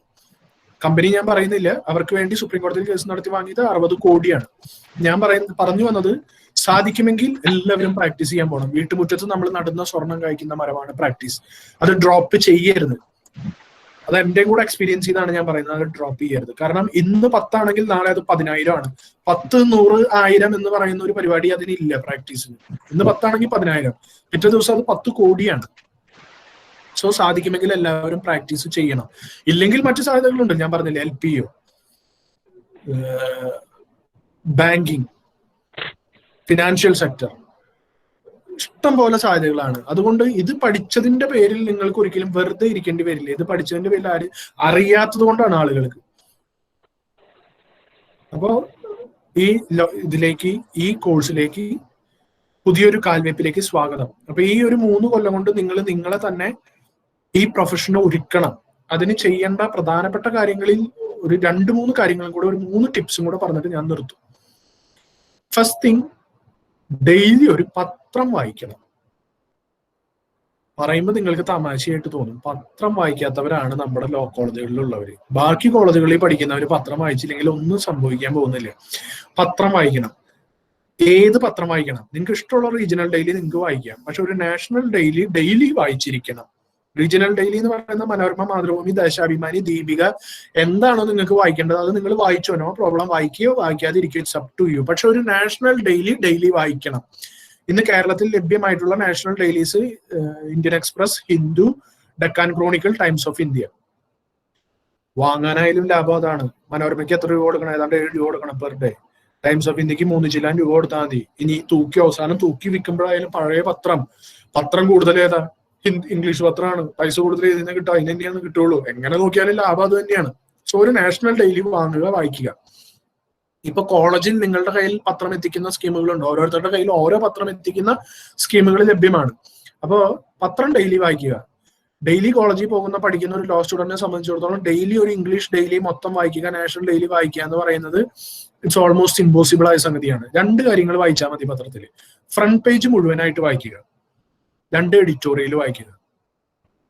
ഇതിലെ social issues, legal issues note ചെയ്യുക. ഇനി ഞാൻ പറയാൻ പോകുന്ന രണ്ടാമത്തെ സംഗതിയിലേക്ക് ഞാൻ വരികയാണ്. സെക്കൻഡ് തിങ്, നിങ്ങൾക്ക് ലോ പഠിക്കുമ്പോൾ ലോയിൽ ഇൻട്രസ്റ്റ് ഉണ്ടാവില്ല. ടെക്സ്റ്റ് ബുക്കിലാണ് ഞാൻ പറയുന്നത്. Text book won't be so interesting, dry ആയിരിക്കും. പക്ഷെ ലോയിൽ ഇൻട്രസ്റ്റ് ഉണ്ടാകാൻ നിങ്ങൾക്ക് എളുപ്പത്തിൽ ചെയ്യാവുന്ന ഒരു പരിപാടിയാണ് maintain A scrap book. Scrap book എന്ന് പറഞ്ഞു കഴിഞ്ഞാൽ നിങ്ങൾ ഒരു വലിയ ബുക്കോ ഫയലോ ഡയറിയോ സൂക്ഷിക്കുക. ലോയുമായി ബന്ധപ്പെട്ട് ഈ രാജ്യത്തുണ്ടാകുന്ന എന്ത് ഡെവലപ്മെന്റ്സും ആ പേപ്പർ കട്ടിങ് വെട്ടി അതിൽ ഒട്ടിക്കുക. പേജ് ബൈ പേജ് ഒട്ടിച്ച് അടുത്ത 3 കൊല്ലം സൂക്ഷിക്കുക. സ്വാഭാവികമായിട്ട് നിങ്ങളുടെ ഇൻട്രസ്റ്റ് പുറത്ത് നടക്കുന്ന ഒരു സംഭവവുമായി ബന്ധപ്പെട്ട് അതിന്റെ ടെക്സ്റ്റിന്റെ ആ ഭാഗം, ഇപ്പൊ പാർലമെന്റിൽ ഒരു ഇഷ്യൂ, കോൺസ്റ്റിറ്റ്യൂഷനിൽ അതുമായി ബന്ധപ്പെട്ട സെക്ഷൻ പഠിക്കാൻ വെരി ഇൻട്രസ്റ്റിംഗ് ആയിരിക്കും. അത് നമ്മളിങ്ങനെ ഒരുമിച്ച് പഠിക്കുമ്പോഴുണ്ടല്ലോ കാര്യങ്ങൾ പെട്ടെന്ന് മനസ്സിലാവും. അങ്ങനെയാണ് ഇതിന്റെ ഈ രസച്ചരട് കണ്ടെത്തുന്നത്. പഠിക്കുന്നതിന്റെ രസച്ചരട് കണ്ടെത്തുന്നത് അങ്ങനെയാണ്. Outraging the modesty of a woman, IPC 354, 506 ഇത്തരം വകുപ്പുകളൊക്കെ പഠിക്കുമ്പോൾ, IPC പഠിക്കുമ്പോൾ ഇതിന്റെ സെക്ഷൻ, ഇതിന്റെ സബ് സെക്ഷൻസ് ഒക്കെ പഠിക്കുക എന്ന് പറയുന്നത് ഡ്രൈ ആണ്. പക്ഷെ ഞാൻ പഠിക്കുന്ന സമയത്താണ് PE ഉഷ കേസ് എന്ന് പറയുന്ന ഒരു കേസ് കേരളത്തിലുണ്ടായിരുന്നു. കാലിക്കട്ട് യൂണിവേഴ്സിറ്റിയിലെ ജീവനക്കാരിയായ PE ഉഷ ഒരു ബസ്സിൽ യാത്ര ചെയ്യുമ്പോൾ അവരെ ലൈംഗികമായിട്ട് പീഡിപ്പിക്കാൻ ശ്രമിച്ചതുമായി ബന്ധപ്പെട്ട ഒരു കേസ്. ആ കേസിന്റെ വിചാരണയും വിധിയും വരുന്നത് ഞാൻ LLB പഠിക്കുമ്പോഴാണ്. അപ്പൊ 354 IPC ഉപയോഗിച്ചാണ് അങ്ങനെയാണ് ഇദ്ദേഹത്തെ ശിക്ഷിക്കുന്നത്. ഈ സെക്ഷനാണ് കോടതി ഉപയോഗിച്ചതെന്ന് പറഞ്ഞൊരു വാർത്ത വരുന്നു. അത് വെട്ടി ഒട്ടിച്ചുകൊണ്ടാണ് ഞാൻ എന്റെ സ്ക്രാപ്പ് ബുക്ക് അന്ന് തുടങ്ങുന്നത്. പക്ഷെ വളരെ എളുപ്പത്തിൽ അത് പഠിച്ചു. പിന്നെ കോൺസ്റ്റിറ്റ്യൂഷണൽ ഇഷ്യൂസ്, ഇത്തരം കേസുകൾ, സോഷ്യൽ ഇഷ്യൂസ് ഒക്കെ ലോയുമായി അതിന്റെ അതാത് സെക്ഷൻസുമായി കൺകറന്റ് ലോയുമായി ബന്ധിപ്പിച്ച് പഠിക്കുമ്പോൾ ഇറ്റ്സ് വെരി ഇൻട്രസ്റ്റിംഗ്. ആ രസചരട് നമുക്ക് കിട്ടും. എങ്ങനെ ഒരു സ്ക്രാപ്പ് ബുക്ക് മെയിൻറ്റെയിൻ ചെയ്ത് 3 കൊല്ലം 5 കൊല്ലം കഴിഞ്ഞ് നിങ്ങൾ പുറത്തിറങ്ങുമ്പോഴേക്കും നിങ്ങളൊരു matured lawyer, as good as A matured lawyer. കാരണം അത്രയും എക്സ്പീരിയൻസ് നിങ്ങൾ 3 വർഷം കൊണ്ട് ഏൺ ചെയ്യാണ്. അപ്പൊ ഒരു സ്ക്രാപ്പ് ബുക്ക് നാഷണൽ ഡെയിലി വായിക്കുക, ഫ്രണ്ട് പേജ് എഡിറ്റോറിയൽ വായിക്കുക. Second thing, scrap book maintain ചെയ്യുക. തേർഡ് തിങ്, വളരെ ഇമ്പോർട്ടന്റ് ആയിട്ടുള്ള ഒരു സംഗതിയാണ്, നിങ്ങൾ പഠിപ്പ് തുടങ്ങുന്ന അതേ കാലത്ത്, ലോ കോളേജിൽ പഠിക്കാൻ തുടങ്ങുന്ന അതേ കാലത്ത് start going to an office. ഹൈക്കോടതിയിലോ അല്ലെങ്കിൽ ഈവൻ സബ് കോർട്ട്സിലോ കൊള്ളാവുന്ന ഒരു ഓഫീസ് കണ്ടെത്തിയിട്ട് ആഴ്ചയിൽ 1 ദിവസം 2 ദിവസം, better if you can go take 3 days ഒരു ഓഫീസിൽ പോവുക. 1 മണിക്കൂറോ 2 മണിക്കൂറോ അവിടുത്തെ ഫയൽ പഠിക്കുക, ഓഫീസിന്റെ ഫങ്ഷൻസ് പഠിക്കുക. നല്ല ഓഫീസാണ്, നിങ്ങൾക്ക് പരിചയമുള്ള നല്ല റിലേഷനുള്ള ഓഫീസ് ആണെങ്കിൽ അവിടുത്തെ പഴയ ഫയൽസ് വീട്ടിലേക്ക് കൊണ്ടുവരിക. തിരിച്ചു കൊണ്ടുവയ്ക്കണം. Be responsible in that. ആ ഫയൽസ് കൊണ്ടുവന്ന് വീട്ടിലിരുന്ന് പഠിക്കുക. അതിൽ കോടതി എങ്ങനെയാണ് മുന്നോട്ട് പോയത്, എന്തായിരുന്നു വിധി, എന്തുകൊണ്ടായിരുന്നു വിധി, എന്തൊക്കെയായിരുന്നു പ്ലീഡിങ്സ്, ഇത് പഠിക്കുക. Start doing it from the very first day, from the very first semester. ഇത് കഴിഞ്ഞ് കഴിയുമ്പോഴേക്കും നിങ്ങൾ ഒരു ഫുൾ ഫ്ലഡ്ജ് ലോയർ ആയിട്ടുണ്ടാവും. ഇവിടെ സംഭവിക്കുന്ന സംഗതി എന്താണെന്നറിയോ? 3 കൊല്ലം പത്രം വായിക്കില്ല. Language is very important. Your oratory skills are very important when you come to advocacy. അപ്പൊ അതിനെപ്പറ്റി ചിന്തിച്ചിട്ട് പോലും ഉണ്ടാവില്ല. ഒരു ഇംഗ്ലീഷ് പത്രം തുറന്നു നോക്കിയിട്ടുണ്ടാവില്ല. സ്ക്രാപ്പ് ബുക്ക് കേട്ടിട്ട് പോലും ഉണ്ടാവില്ല. പത്രത്തിൽ വന്നിട്ടുള്ള വാർത്തകൾ വായിച്ചിട്ടേ ഉണ്ടാവില്ല, അറിയില്ല. ഓഫീസുമായിട്ട് ഒരു ബന്ധമോ കോടതിയിലോ പോയിട്ടുണ്ടാവില്ല. എന്നിട്ട് ഇത് പഠിച്ചിറങ്ങി കഴിഞ്ഞ് പിറ്റേ ദിവസം മുതൽ കോടതിയിൽ പോയിരിക്കുമ്പോൾ കോടതി ചെന്നിരിക്കും, ഒരു അക്ഷരം മനസ്സിലാവില്ല. ഓഫീസിൽ ചെന്നിരുന്ന ഫയൽ തുറന്ന ഒന്നും മനസ്സിലാവില്ല. സോ നിങ്ങൾ ആ ലെവലിലേക്ക് എത്താൻ പിന്നെ എടുക്കും ഒരു 3 കൊല്ലം. ആ 3 കൊല്ലോ 5 കൊല്ലോ അവിടെ നിങ്ങൾ സ്പെൻഡ് ചെയ്യാൻ പോകുന്ന 5 കൊല്ലം ഇപ്പൊ കോമ്പൻസേറ്റ് ചെയ്യണമെങ്കിൽ start going to an office right now from the very first semester, from the very first day ചെയ്തു തുടങ്ങണം. 1 മണിക്കൂർ ഒരാഴ്ചയിലെങ്കിലും ചെയ്യാൻ പറ്റിയാൽ very good. 2 hours 2 days very good. 3 hours അതാണ് ഏറ്റവും അഡ്വൈസിബിൾ, നല്ലതാണ്. ഫയലുകൾ പഠിക്കുക. ഒപ്പം ചെയ്യാൻ എളുപ്പം ഒരു 2 സെമസ്റ്റർ 4 സെമസ്റ്റർ ഒക്കെ കഴിയുമ്പോൾ സബ് കോർട്സിൽ പോയിട്ട് ക്രോസ് കേൾക്കുന്നത്, ക്രോസുകൾ പ്രത്യേകിച്ച് പ്രമാദമായ കേസുകളുടെ ക്രോസുകളുള്ള സമയത്ത് സബ് കോടതികളിൽ പോയി നോക്കണം, മജിസ്ട്രേറ്റ് കോടതികളിൽ പോയി നോക്കണം. ചിലപ്പോൾ കോടതിയിലൊന്നും കയറാനായിട്ടാൻ കിട്ടിയെന്ന് വരില്ല, പുറത്തുനിന്ന് കേൾക്കേണ്ടി വരും. പക്ഷെ ക്രോസുകൾ കേൾക്കണം, കേട്ട് പഠിക്കണം, ഇൻട്രസ്റ്റിംഗ് ആയിരിക്കും. ഞാൻ തൃശ്ശൂർ ഗവൺമെന്റ് ലോ കോളേജിലാണ് പഠിച്ചത്. അവിടെ KB വീരചന്ദ്ര മേനോൻ നിങ്ങൾ കേട്ടിട്ടുണ്ടാവും. പണ്ട് നമ്മുടെ നാട്ടിലൊക്കെ ആളുകൾ പറയും KB വീരേന്ദ്ര മേനോനും 5 ലക്ഷം രൂപയുണ്ടെങ്കിൽ ആർക്കും ആരെയും കൊല്ലാമെന്ന് പറയുന്ന കേരളത്തിലെ തന്നെ ഇലസ്ട്രിയസ് ക്രിമിനൽ ലോയേഴ്സിൽ ഒരാളായിരുന്ന ആളാണ് KB വീരേന്ദ്ര മേനോൻ. അപ്പൊ തൃശ്ശൂരിൽ പഠിക്കുന്ന കാലത്ത് തൃശ്ശൂർ അദ്ദേഹത്തിന്റെ ക്രോസ് ഉള്ള ദിവസം ഞങ്ങൾ ഉച്ചയ്ക്ക് ശേഷം ക്ലാസ് കട്ട് ചെയ്ത് പോലും, അധ്യാപകരോട് പറഞ്ഞാൽ സമ്മതിച്ചില്ലെങ്കിൽ ക്ലാസ് കട്ട് ചെയ്ത് പോലും, ക്ലാസ് കട്ട് ചെയ്യണമെന്നല്ല ഞാൻ പറഞ്ഞ, ടീച്ചേഴ്സ് കേൾക്കുന്നുണ്ടെങ്കിൽ ഡോണ്ട് ഫീൽ ബാഡ്, ക്രോസ് കേൾക്കാൻ പോകണം, ക്രോസുകൾ കേൾക്കണം, കേട്ട് പഠിക്കണം. അതുപോലെ നിങ്ങൾ ഹൈക്കോടതിയിൽ ചെന്നാൽ നിങ്ങൾക്ക് പുറകിലിരിക്കാം, ഒരു ജഡ്ജും നിങ്ങളോട് ഇറങ്ങി പോകാനോ പറയില്ല. പിന്നെ പോകുമ്പോൾ ശ്രദ്ധിക്കുക, വെള്ളയിട്ട് പോവുകയാണെങ്കിൽ അല്ലെങ്കിൽ വൈറ്റ് ഷർട്ടും കറുപ്പ പാൻസും ഇട്ട് പോവുകയാണെങ്കിൽ കാണുന്നവർക്ക് മനസ്സിലാവും നിങ്ങളൊരു ലോയർ ആണ്, അല്ലെങ്കിൽ ഇന്റേൺ ആണ്, അല്ലെങ്കിൽ ലോ സ്റ്റുഡന്റ് ആണെന്ന് മനസ്സിലാവും. അപ്പൊ നിങ്ങൾക്ക് അതിന്റെ പരിഗണന കിട്ടും. ഹൈക്കോടതി പോയിരുന്ന ശനിയാഴ്ചകളിൽ ഹൈക്കോടതി വർക്ക് ചെയ്യില്ല, നിങ്ങൾക്ക് ഒഴിവ് കിട്ടുന്ന ദിവസങ്ങളിൽ വീക്ക് ഡേയ്സിൽ പോയിരുന്നു കഴിഞ്ഞാൽ പ്രൊസീജിയർ മനസ്സിലാക്കാം. എല്ലാ കോടതികളിലും പോയിരിക്കണം, ചീഫിന്റെ കോടതിയിൽ പോയിരിക്കണം. നിങ്ങളുടെ ഇൻട്രസ്റ്റ് വളരും, ആ രസചരട് മർമ്മം പെട്ടെന്ന് പിടികിട്ടും. സോ ഞാൻ നിർത്തുകയാണ്. ഓൾമോസ്റ്റ് 1.5 മണിക്കൂർ ഞാൻ നിങ്ങളോട് സംസാരിച്ചു. ഇനി നിങ്ങൾ ചോദിക്കുകയാണെങ്കിൽ ഞാൻ വേണമെങ്കിൽ മറുപടി പറയാം, ടൈപ്പ് ചെയ്ത് വിടാം, കണ്ടാൽ ഞാൻ മറുപടി പറയാം. എന്തെങ്കിലും ചോദിക്കാനോ പറയാനോ ഉണ്ടെങ്കിൽ ഐ ഷാൽ റെസ്പോണ്ട്.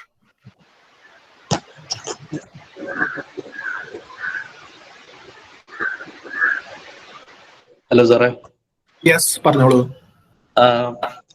നമ്മള് ഈ അഡ്വക്കേറ്റ്മാരെ കുറിച്ചൊരു വാക്ക് നമ്മൾ എപ്പോഴും കേൾക്കാറുണ്ട്. നോർമൽ ആൾക്കാർ എപ്പോഴും നമ്മുടെ കേരളത്തിൽ ഇങ്ങനെ പറയാറുണ്ട്, അതായത് ആടിനെ പട്ടിയാക്കുന്നവരാണ് അഡ്വക്കേറ്റ് എന്ന് പറയാറുണ്ട്. സാർ അതിന്റെ ഒരു എക്സ്പ്ലനേഷൻ ഒന്ന് സാർ ഒന്ന് പറഞ്ഞുതരാം, ഒരു പോസിറ്റീവ് ആയിട്ടുള്ള ഒരു എക്സ്പ്ലനേഷൻ.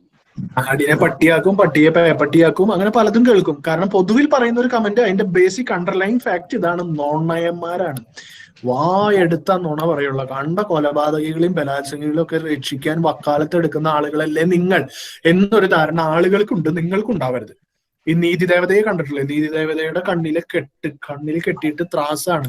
ഈ ത്രാസിന്റെ 2 സൈഡിലും ബാലൻസിങ് ഉണ്ടാവണം, എന്നാലേ the purpose, the administration of justice possible ആവുള്ളൂ. അതായത് ഞാനൊരു കുറ്റം ചെയ്തു, എനിക്കെതിരായി പ്രോസിക്യൂഷൻ കേസ് വരുന്നു, എനിക്കെതിരായിട്ട് ഗവൺമെന്റ് കേസ് എടുക്കുന്നു, എനിക്കെതിരെ IPCയിലെ ഏതെങ്കിലും സെക്ഷൻ ചുമത്തി സർക്കാർ കേസ് എടുക്കുന്നു, അതിനെയാണ് പ്രോസിക്യൂഷൻ. പോലീസിന്റെ അന്വേഷണം, കോടതിയിലെ പരിപാടികൾ, പ്രോസിക്യൂട്ടർ, അതിന്റെ പ്രോസസ് ഓഫ് പ്രോസിക്യൂഷൻ, കേസ് എടുക്കുന്നു. എനിക്ക് വേണ്ടി വാദിക്കാൻ ഒരു ലോയർ ഉണ്ടാവണം, ഡിഫൻസ് ലോയർ ഉണ്ടാവണം. ഞാൻ കൊലപാതകിയായിരിക്കാം, ഞാൻ ബലാത്സംഗിയായിരിക്കാം, റയറസ്റ്റ് ഓഫ് ദ റയറസ്റ്റ് കുറ്റകൃത്യങ്ങളിൽ ഒരെണ്ണം ചെയ്ത ആളായിരിക്കാം ഞാൻ. പക്ഷെ എനിക്ക് വേണ്ടി വാദിക്കാൻ ഒരാളുണ്ടാവണം. അത് ലോയറുടെ ജോലിയാണ്. ആ ജോലി ചെയ്യുന്നത് കൊണ്ടാണ്, അപ്പോഴാണ് ഈ ത്രാസിന്റെ 2 ഭാഗവും ഫില്ലാവുള്ളൂ. ഇന്ത്യയിൽ അടുത്ത കാലത്ത്, പ്രത്യേകിച്ച് കേരളത്തിൽ കണ്ടുവരുന്ന ഒരു പരിപാടിയാണ് കോടതികളുടെ മെക്കട്ടേക്ക് കയറുക. ഗോവിന്ദചാമിയെ തൂക്കി കൊന്നില്ല, കോടതിയുടെ തെറ്റാണ്. തെറ്റാരുടെയാണ്? പ്രോസിക്യൂഷന്റെ പരാജയമാണത്. ഗോവിന്ദചാമിക്കെതിരെ BA ആളുകൾ വാദിച്ചു, വീടിന് നേരെ കല്ലെറിയുക. അയാൾക്കെതിരെ വാദിക്കണ്ടേ? Defence lawyer വാദിക്കണ്ടേ? വാദിക്കാൻ ഒരു ലോയർ വേണ്ടേ? നമ്മുടെ മുംബൈ കേസിൽപ്പെട്ട ഭീകരൻ, അതിനെതിരെ ഒരു ലോയർ അദ്ദേഹത്തിന് വേണ്ടി കോടതിയിൽ ഹാജരാകുന്നു, അയാളുടെ വീട് തല്ലിപ്പൊളിക്കുന്നു, വീടിന് കല്ലെറിയുന്നു. ഇത് ശരിയല്ല. കാരണം ഈ 2 ത്രാസും ഫില്ല് ചെയ്യണം. 2 ത്രാസിലും തൂക്കം വെച്ചിട്ട് ഏതിനാണോ കൂടുതൽ തൂക്കം അത് കണ്ടുപിടിക്കണം. അതിനാണ് നീതിദേവത കണ്ണിൽ കെട്ടിയിരിക്കുന്നത്, ആളെ നോക്കിയിട്ടല്ല. The merit of the case, upon the merit of the case a case is decided.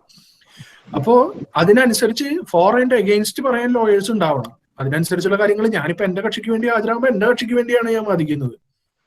അപ്പൊ ആളുകൾക്ക് പറയാം ആടിനെ പട്ടിയാക്കുന്നു, പേപ്പട്ടിയാക്കുന്നു എന്നൊക്കെ പറയാം, പക്ഷെ അത് ശരിയല്ല.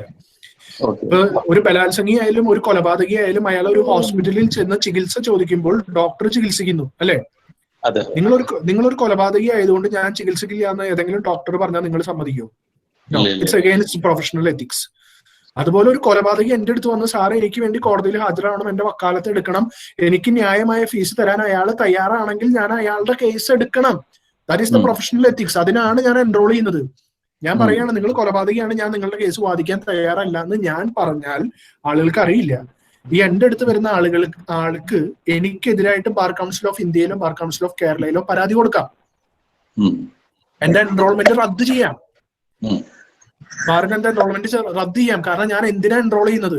എന്റെ അടുത്ത് വരുന്ന കക്ഷിക്ക് വേണ്ടി അയാൾ എനിക്ക് ന്യായമായ ഫീസ് തരാൻ തയ്യാറാണെങ്കിൽ അയാൾക്ക് വേണ്ടി ഹാജരാവാനാണ് ഞാൻ എൻറോൾ ചെയ്തിട്ട് ഇവിടെ ഇരിക്കുന്നത്. അതുകൊണ്ടാണ് എൻറോൾ ചെയ്തിട്ട് വേറെ ഒരു പണിക്ക് പോകാൻ പാടില്ല എന്നുള്ള റൂൾ സ്റ്റിപ്പുലേഷൻ ഞാൻ അനുസരിച്ച് വേറെ ഒരു വരുമാനവും ഇല്ലാതെ ഞാൻ ഇരിക്കുന്നത്. കക്ഷി വന്നാലേ എനിക്ക് വരുമാനമുള്ളൂ. അത് വരുന്നത് ആരായാലും അയാൾ ന്യായമായ ഫീസ് തരാൻ തയ്യാറാണെങ്കിൽ ഞാൻ അയാൾക്ക് വേണ്ടി ഹാജരാവണം. ഇതൊന്നും അറിയാത്ത ആളുകൾക്ക് പ്രോസിക്യൂഷൻ എന്താണ്, വക്കീൽ പണി എന്താണ് ഈ പ്രൊഫഷന്റെ എത്തിക്സ് എന്ന് അറിയാത്ത ആളുകൾക്ക് പറയാം, നിങ്ങൾ ആടിനെ പട്ടിയാക്കുന്നു, പേപ്പട്ടിയാക്കുന്നു, നുണ പറയുന്നു, അവർക്ക് വേണ്ടി ഹാജരാകുന്നു, കൊലപാതകിയെ രക്ഷിക്കുന്നു. കൊലപാതകിയെ അല്ലെങ്കിൽ ഒരു ക്രിമിനൽ എന്തുകൊണ്ട് രക്ഷപ്പെടുന്നു? പ്രോസിക്യൂഷൻ വീക്കാവുന്നതുകൊണ്ടല്ലേ രക്ഷപ്പെടുന്നത്. അതാരുടെ കുഴപ്പം? കോടതിയുടെ കുഴപ്പമാണോ? വക്കീലിന്റെ കുഴപ്പമാണോ? അല്ല. നിങ്ങൾ അതിനെ പറ്റി കൂടുതലായിട്ട് മനസ്സിലാക്കും. എത്തിക്സ് ആണ് ഞാൻ പറഞ്ഞത്. അത് ആടിനെ പട്ടിയാക്കുന്നതല്ല. രണ്ട് ഈ ബാലൻസിന്റെ രണ്ടിലും നമ്മൾ വെയിറ്റ് വെക്കണം. Case is decide upon it's merit. Sir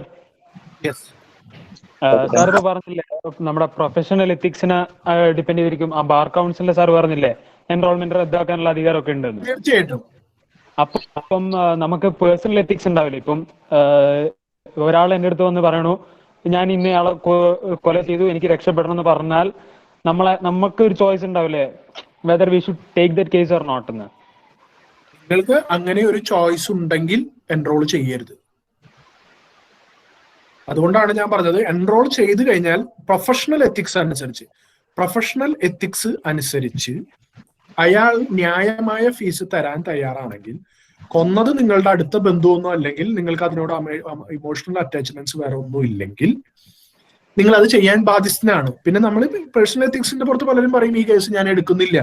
സ്വാഭാവികമായും ആരും പരാതിപ്പെടാറില്ല, ആർക്കെതിരെയും ബാർ കൗൺസിൽ ആക്ഷൻ എടുക്കാറില്ല. ഇനി ആരെങ്കിലും പരാതിപ്പെട്ടാൽ നിങ്ങൾ ഈ പറയുന്ന പേഴ്സണൽ എക്സ്പ്ലനേഷൻ ബാറിന് കൊടുക്കുക.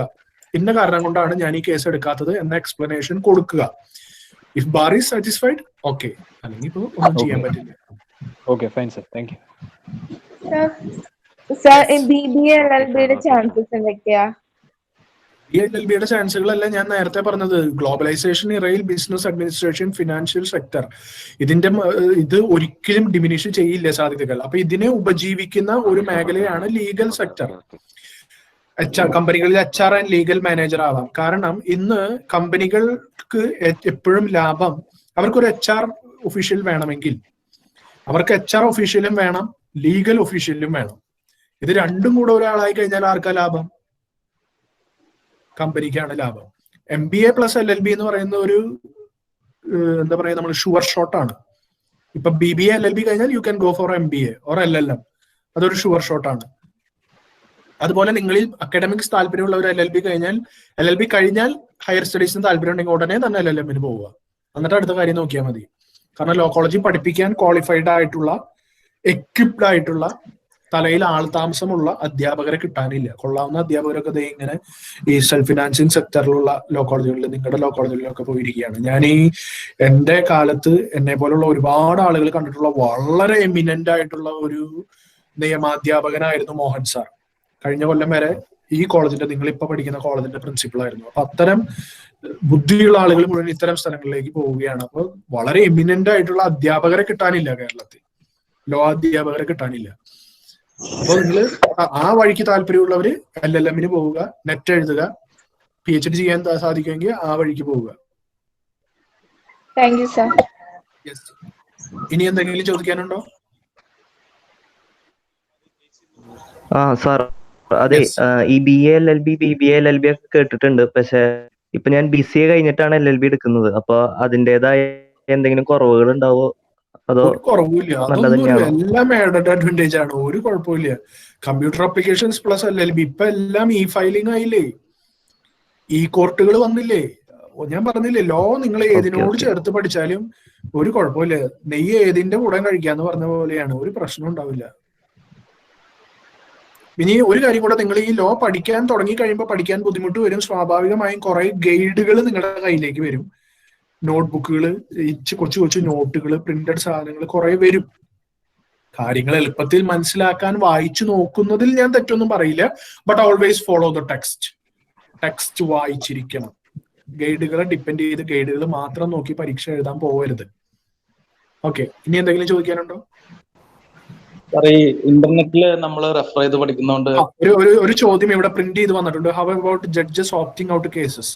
അതിന്റെ ഒരു കാരണം, എനിക്ക് ആ കേസുമായി ഏതെങ്കിലും തരത്തിലുള്ള വൈകാരിക ബന്ധമുണ്ടെങ്കിൽ, അല്ലെങ്കിൽ പിന്നീട് അതിനെതിരെ എന്തെങ്കിലും ആരോപണം ഉയരാൻ സാധ്യതയുണ്ടെങ്കിൽ ഞാൻ ആ കേസ് എടുക്കരുത്, ഞാൻ അത് ഓപ്റ്റ് ഔട്ട് ചെയ്യണം. അത് അതിന്റെ ഒരു നീതിയുടെ ഭാഗമാണ്, അത് എത്തിക്സിന്റെ ഭാഗമാണ്. Caesar's wife should be above suspicion. ഇതിപ്പോ അടുത്ത കാലത്ത് കോട്ട് ചെയ്തിരുന്നു, ജസ്റ്റിസ് കമാൽ പാഷ കോട്ട് ചെയ്തിരുന്നു. ആ തിയറി തന്നെയാണ്, ആ തത്വം തന്നെയാണ് ഇവിടെ ഉപയോഗിക്കുന്നത്. സീസേഴ്സ് വൈഫ്, സീസറിന്റെ ഭാര്യ സംശയത്തിന് അതീതയായിരിക്കണം. അപ്പൊ എനിക്ക് ഏതെങ്കിലും തരത്തിൽ വൈകാരികമായി ബന്ധമുള്ള പാർട്ടികളോ സംഭവവുമായി ബന്ധപ്പെട്ട കേസ് ഞാൻ ജഡ്ജാണെങ്കിൽ കേൾക്കാൻ പാടില്ല. I must opt it out. Yes, നീ ചോദിച്ചോളൂ. ആരോ എന്തോ ചോദിക്കുന്നുണ്ടായിരുന്നു. യെസ്, ഇന്റർനെറ്റ് വഴി നമുക്ക് ഈ എക്സാമിന് വേണ്ടി പ്രിപ്പയർ ചെയ്യുന്നുണ്ട്, അതിലെ നോട്ട്സും കാര്യങ്ങളൊക്കെ അത് ഗുണം ചെയ്യും സാറേ? ക്ലിയർ ആയില്ലേ? എന്ത് വഴി പ്രിപ്പയർ ചെയ്യുന്നത്? ഇന്റർനെറ്റ് വഴി ലഭ്യമായിട്ടുള്ള നോട്ട്സുകളൊക്കെ ഉണ്ടല്ലോ. അല്ല, ഞാൻ പറഞ്ഞത് ഈ നോട്ട്സ് ഒക്കെ നിങ്ങൾ വായിച്ചു നോക്കിക്കോളൂ, കാര്യങ്ങൾ പെട്ടെന്ന് ഗ്രാസ്പ് ചെയ്യാനും മനസ്സിലാക്കാനും. അതുപോലെ നിങ്ങൾ ഇന്റർനെറ്റിൽ കിട്ടുന്ന എല്ലാ ഇതും എടുത്തോളൂ, എല്ലാ ഡാറ്റയും ശേഖരിച്ചോളൂ, വായിച്ചോളൂ, ഒക്കെ നല്ലതാണ്. പക്ഷെ always follow the text. Text പഠിച്ചിരിക്കും. ടെക്സ്റ്റ് പഠിക്കുന്നതിന് ഇതൊന്നും സബ്സ്റ്റിറ്റ്യൂട്ട് അല്ല. സാധിക്കുമെങ്കിൽ എല്ലാ ബുക്കും വാങ്ങിക്കണം, അത് ഭാവിയിൽ ഗുണം ചെയ്യും. ഇപ്പൊ നിങ്ങൾ ഒരു ഭാഗം പഠിക്കുകയാണ്, ഇപ്പോ കോൺസ്റ്റിറ്റ്യൂഷനിൽ ഫണ്ടമെന്റൽ റൈറ്റ്സ് നിങ്ങൾ പഠിക്കുന്നു. ഫണ്ടമെന്റൽ റൈറ്റ്സിൽ ആർട്ടിക്കിൾ 14 ഇക്വാലിറ്റി നിങ്ങൾ പഠിക്കുന്നു. ഗൂഗിളിൽ കയറിയിട്ട് ആർട്ടിക്കിൾ 14 കൊടുത്തു കഴിഞ്ഞാൽ നിരവധി എസ്സേസ് കിട്ടും. എല്ലാം വായിച്ചു നോക്കിക്കോ. പറ്റുമെങ്കിൽ നോട്ട് കുറിച്ച് എടുത്ത് വെച്ചോളൂ, സാധിക്കുന്നത് പ്രിന്റ് ഔട്ട് എടുത്ത് വെച്ചോളൂ. ഒക്കെ വളരെ വളരെ നല്ലതാണ്, അത് ചെയ്യണം. അതിനാണ് ഇന്റർനെറ്റ്, ഗൂഗിൾ ഉപയോഗിക്കേണ്ടത്. അതിനാണ് അതിന്റെ ഗൈഡുകൾ കിട്ടുന്നത് വായിച്ചു നോക്കിക്കോളൂ. കാര്യങ്ങൾ പെട്ടെന്ന് മനസ്സിലാക്കാൻ എളുപ്പമാണ്, ഒരു കുഴപ്പമില്ല. But follow the text. Text പഠിച്ചിരിക്കണം, വായിച്ചിരിക്കണം. ഓക്കെ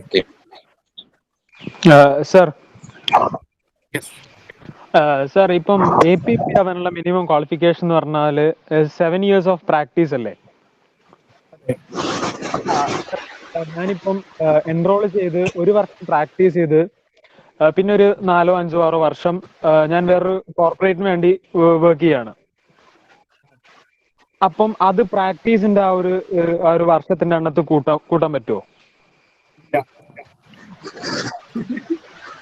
നിങ്ങൾ കോർപ്പറേറ്റിന് വേണ്ടി വർക്ക് ചെയ്താന്ന് പറഞ്ഞാൽ തന്നെ, കോർപ്പറേറ്റിന് വേണ്ടി ലോയർ ആയിട്ടല്ല വർക്ക് ചെയ്യുന്നതെങ്കിൽ, കോർപ്പറേറ്റിന് വേണ്ടി കോടതിയിൽ ഹാജരാകുന്ന ജോലിയല്ല എങ്കിൽ, നിയമപ്രകാരം bar council of India rules പ്രകാരം എൻറോൾമെന്റ് സറണ്ടർ ചെയ്തിട്ടേ ആ ജോലിക്ക് പോകാൻ പറ്റുള്ളൂ.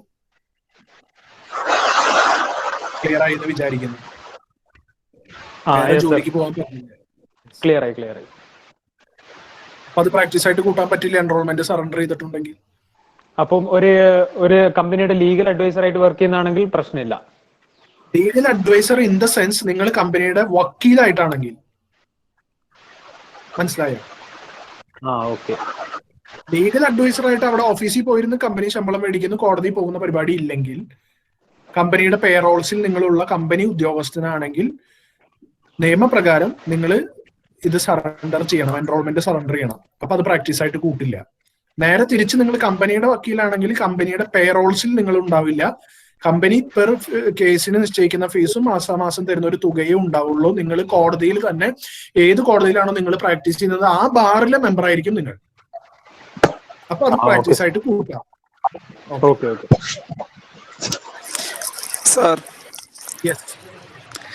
സാർ, ചില സുപ്രധാന വിധികൾ വരത്തില്ലേ സുപ്രീം കോടതിയുടെ,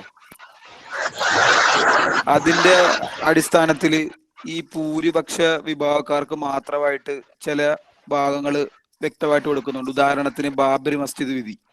അപ്പം അത് ന്യൂനപക്ഷക്കാർക്ക് അതൊരു വിഷയമായി ഈ രാജ്യത്ത് ഒരു കലാപം ഉണ്ടാകുന്നുള്ള ഒരു രീതി വരത്തില്ലേ? അപ്പൊ നമ്മൾ ഈ അഡ്വക്കേറ്റന്മാര് അതിന് നല്ല രീതിയിൽ ഒന്ന് പ്രതികരിക്കാനോ, ഇപ്പം സുപ്രീം കോടതി വിധി വന്നു ബാബരി മസ്ജിദ് വെച്ച സ്ഥലത്ത്, അത് മതപരമായിട്ടുള്ള കാര്യമാണ്. പക്ഷെ എന്നാലും അത് സുപ്രീം കോടതിയിലെ എന്താണ് ജഡ്ജി ലാസ്റ്റ് പാർലമെന്റ് അംഗമാകുന്നു. അപ്പൊ അതൊക്കെ രാജ്യത്തിനൊരു ദോഷമായിട്ടല്ലേ കാണുന്നത്? തീർച്ചയായിട്ടും വളരെ ദോഷമായിട്ടുള്ള പല കാര്യങ്ങളും ഈ അടുത്ത കാലത്തായിട്ട് സുപ്രീം കോടതിയിൽ നടന്നുകൊണ്ടിരിക്കുന്നുണ്ട്.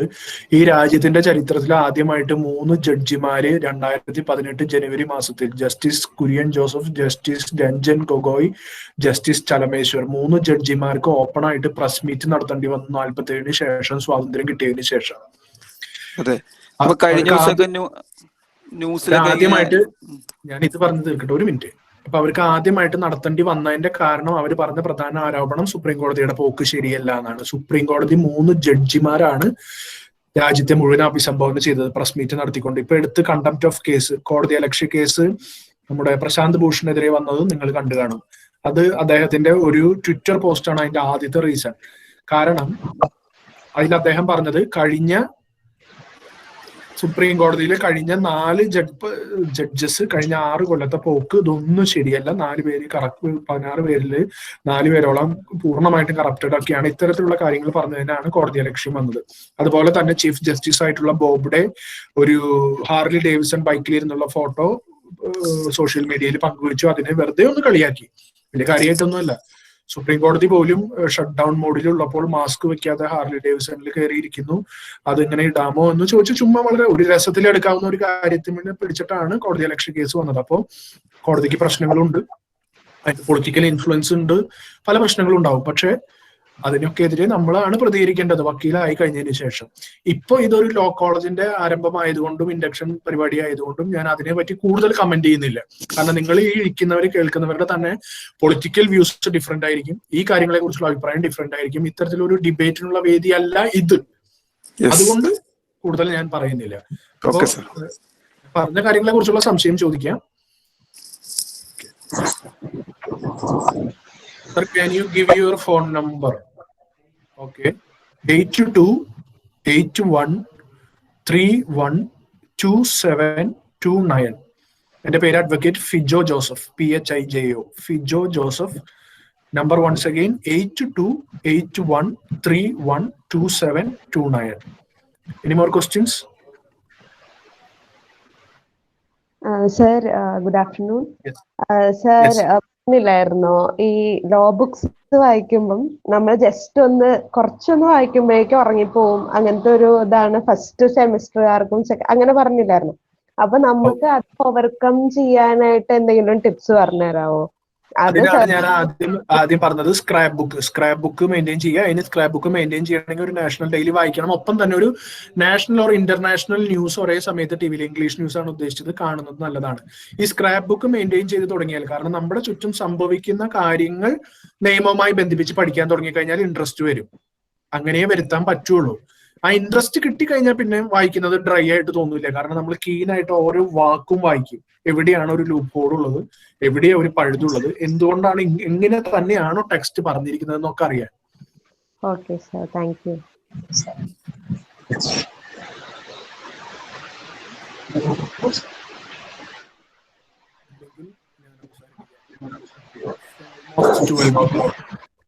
സിന്ധു മാം.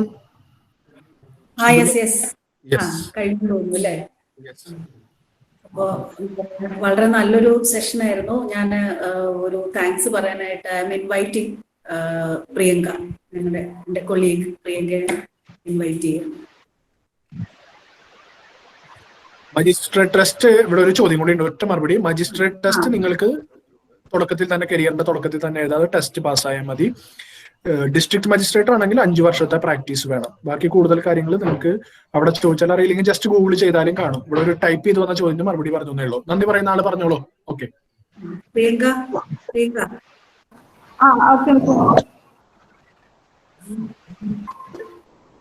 ഹലോ, കേൾക്കാമല്ലോ അല്ലേ?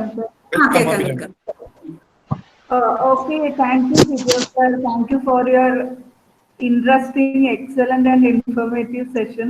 I hope that our students got benefited from this valuable resource. Thank you for having collaborated with our institution. Thank you, sir. Thank you so much. Thank you, Advocate Vijay. Thank you so much. Sir, Raghu sir ഞാൻ quit ചെയ്തോട്ടെ? quit ചെയ്തു. Okay, thank you, sir. Thank you so Yes. much. See you all. See you, sir. Thank you, sir. Okay, Sindhu. Thank you, sir. Thank you, sir. Sir, Thank you, sir. Thank you, sir. Thank you, sir. Thank you, sir. don't quit. ആരും quit ചെയ്യരുത്. Don't quit. Our respected Vice Principal Sindhu Miss will be giving you another informative session now. Sir, ഞാൻ 12:30 വരെ എടുക്കണോ അതോ ഉച്ചയ്ക്ക് ശേഷം മതിയോ? After, 12:30 വരെ? no, after, we can start at 2 o'clock. Then we'll have the next session at 2 o'clock and separate link will be sent.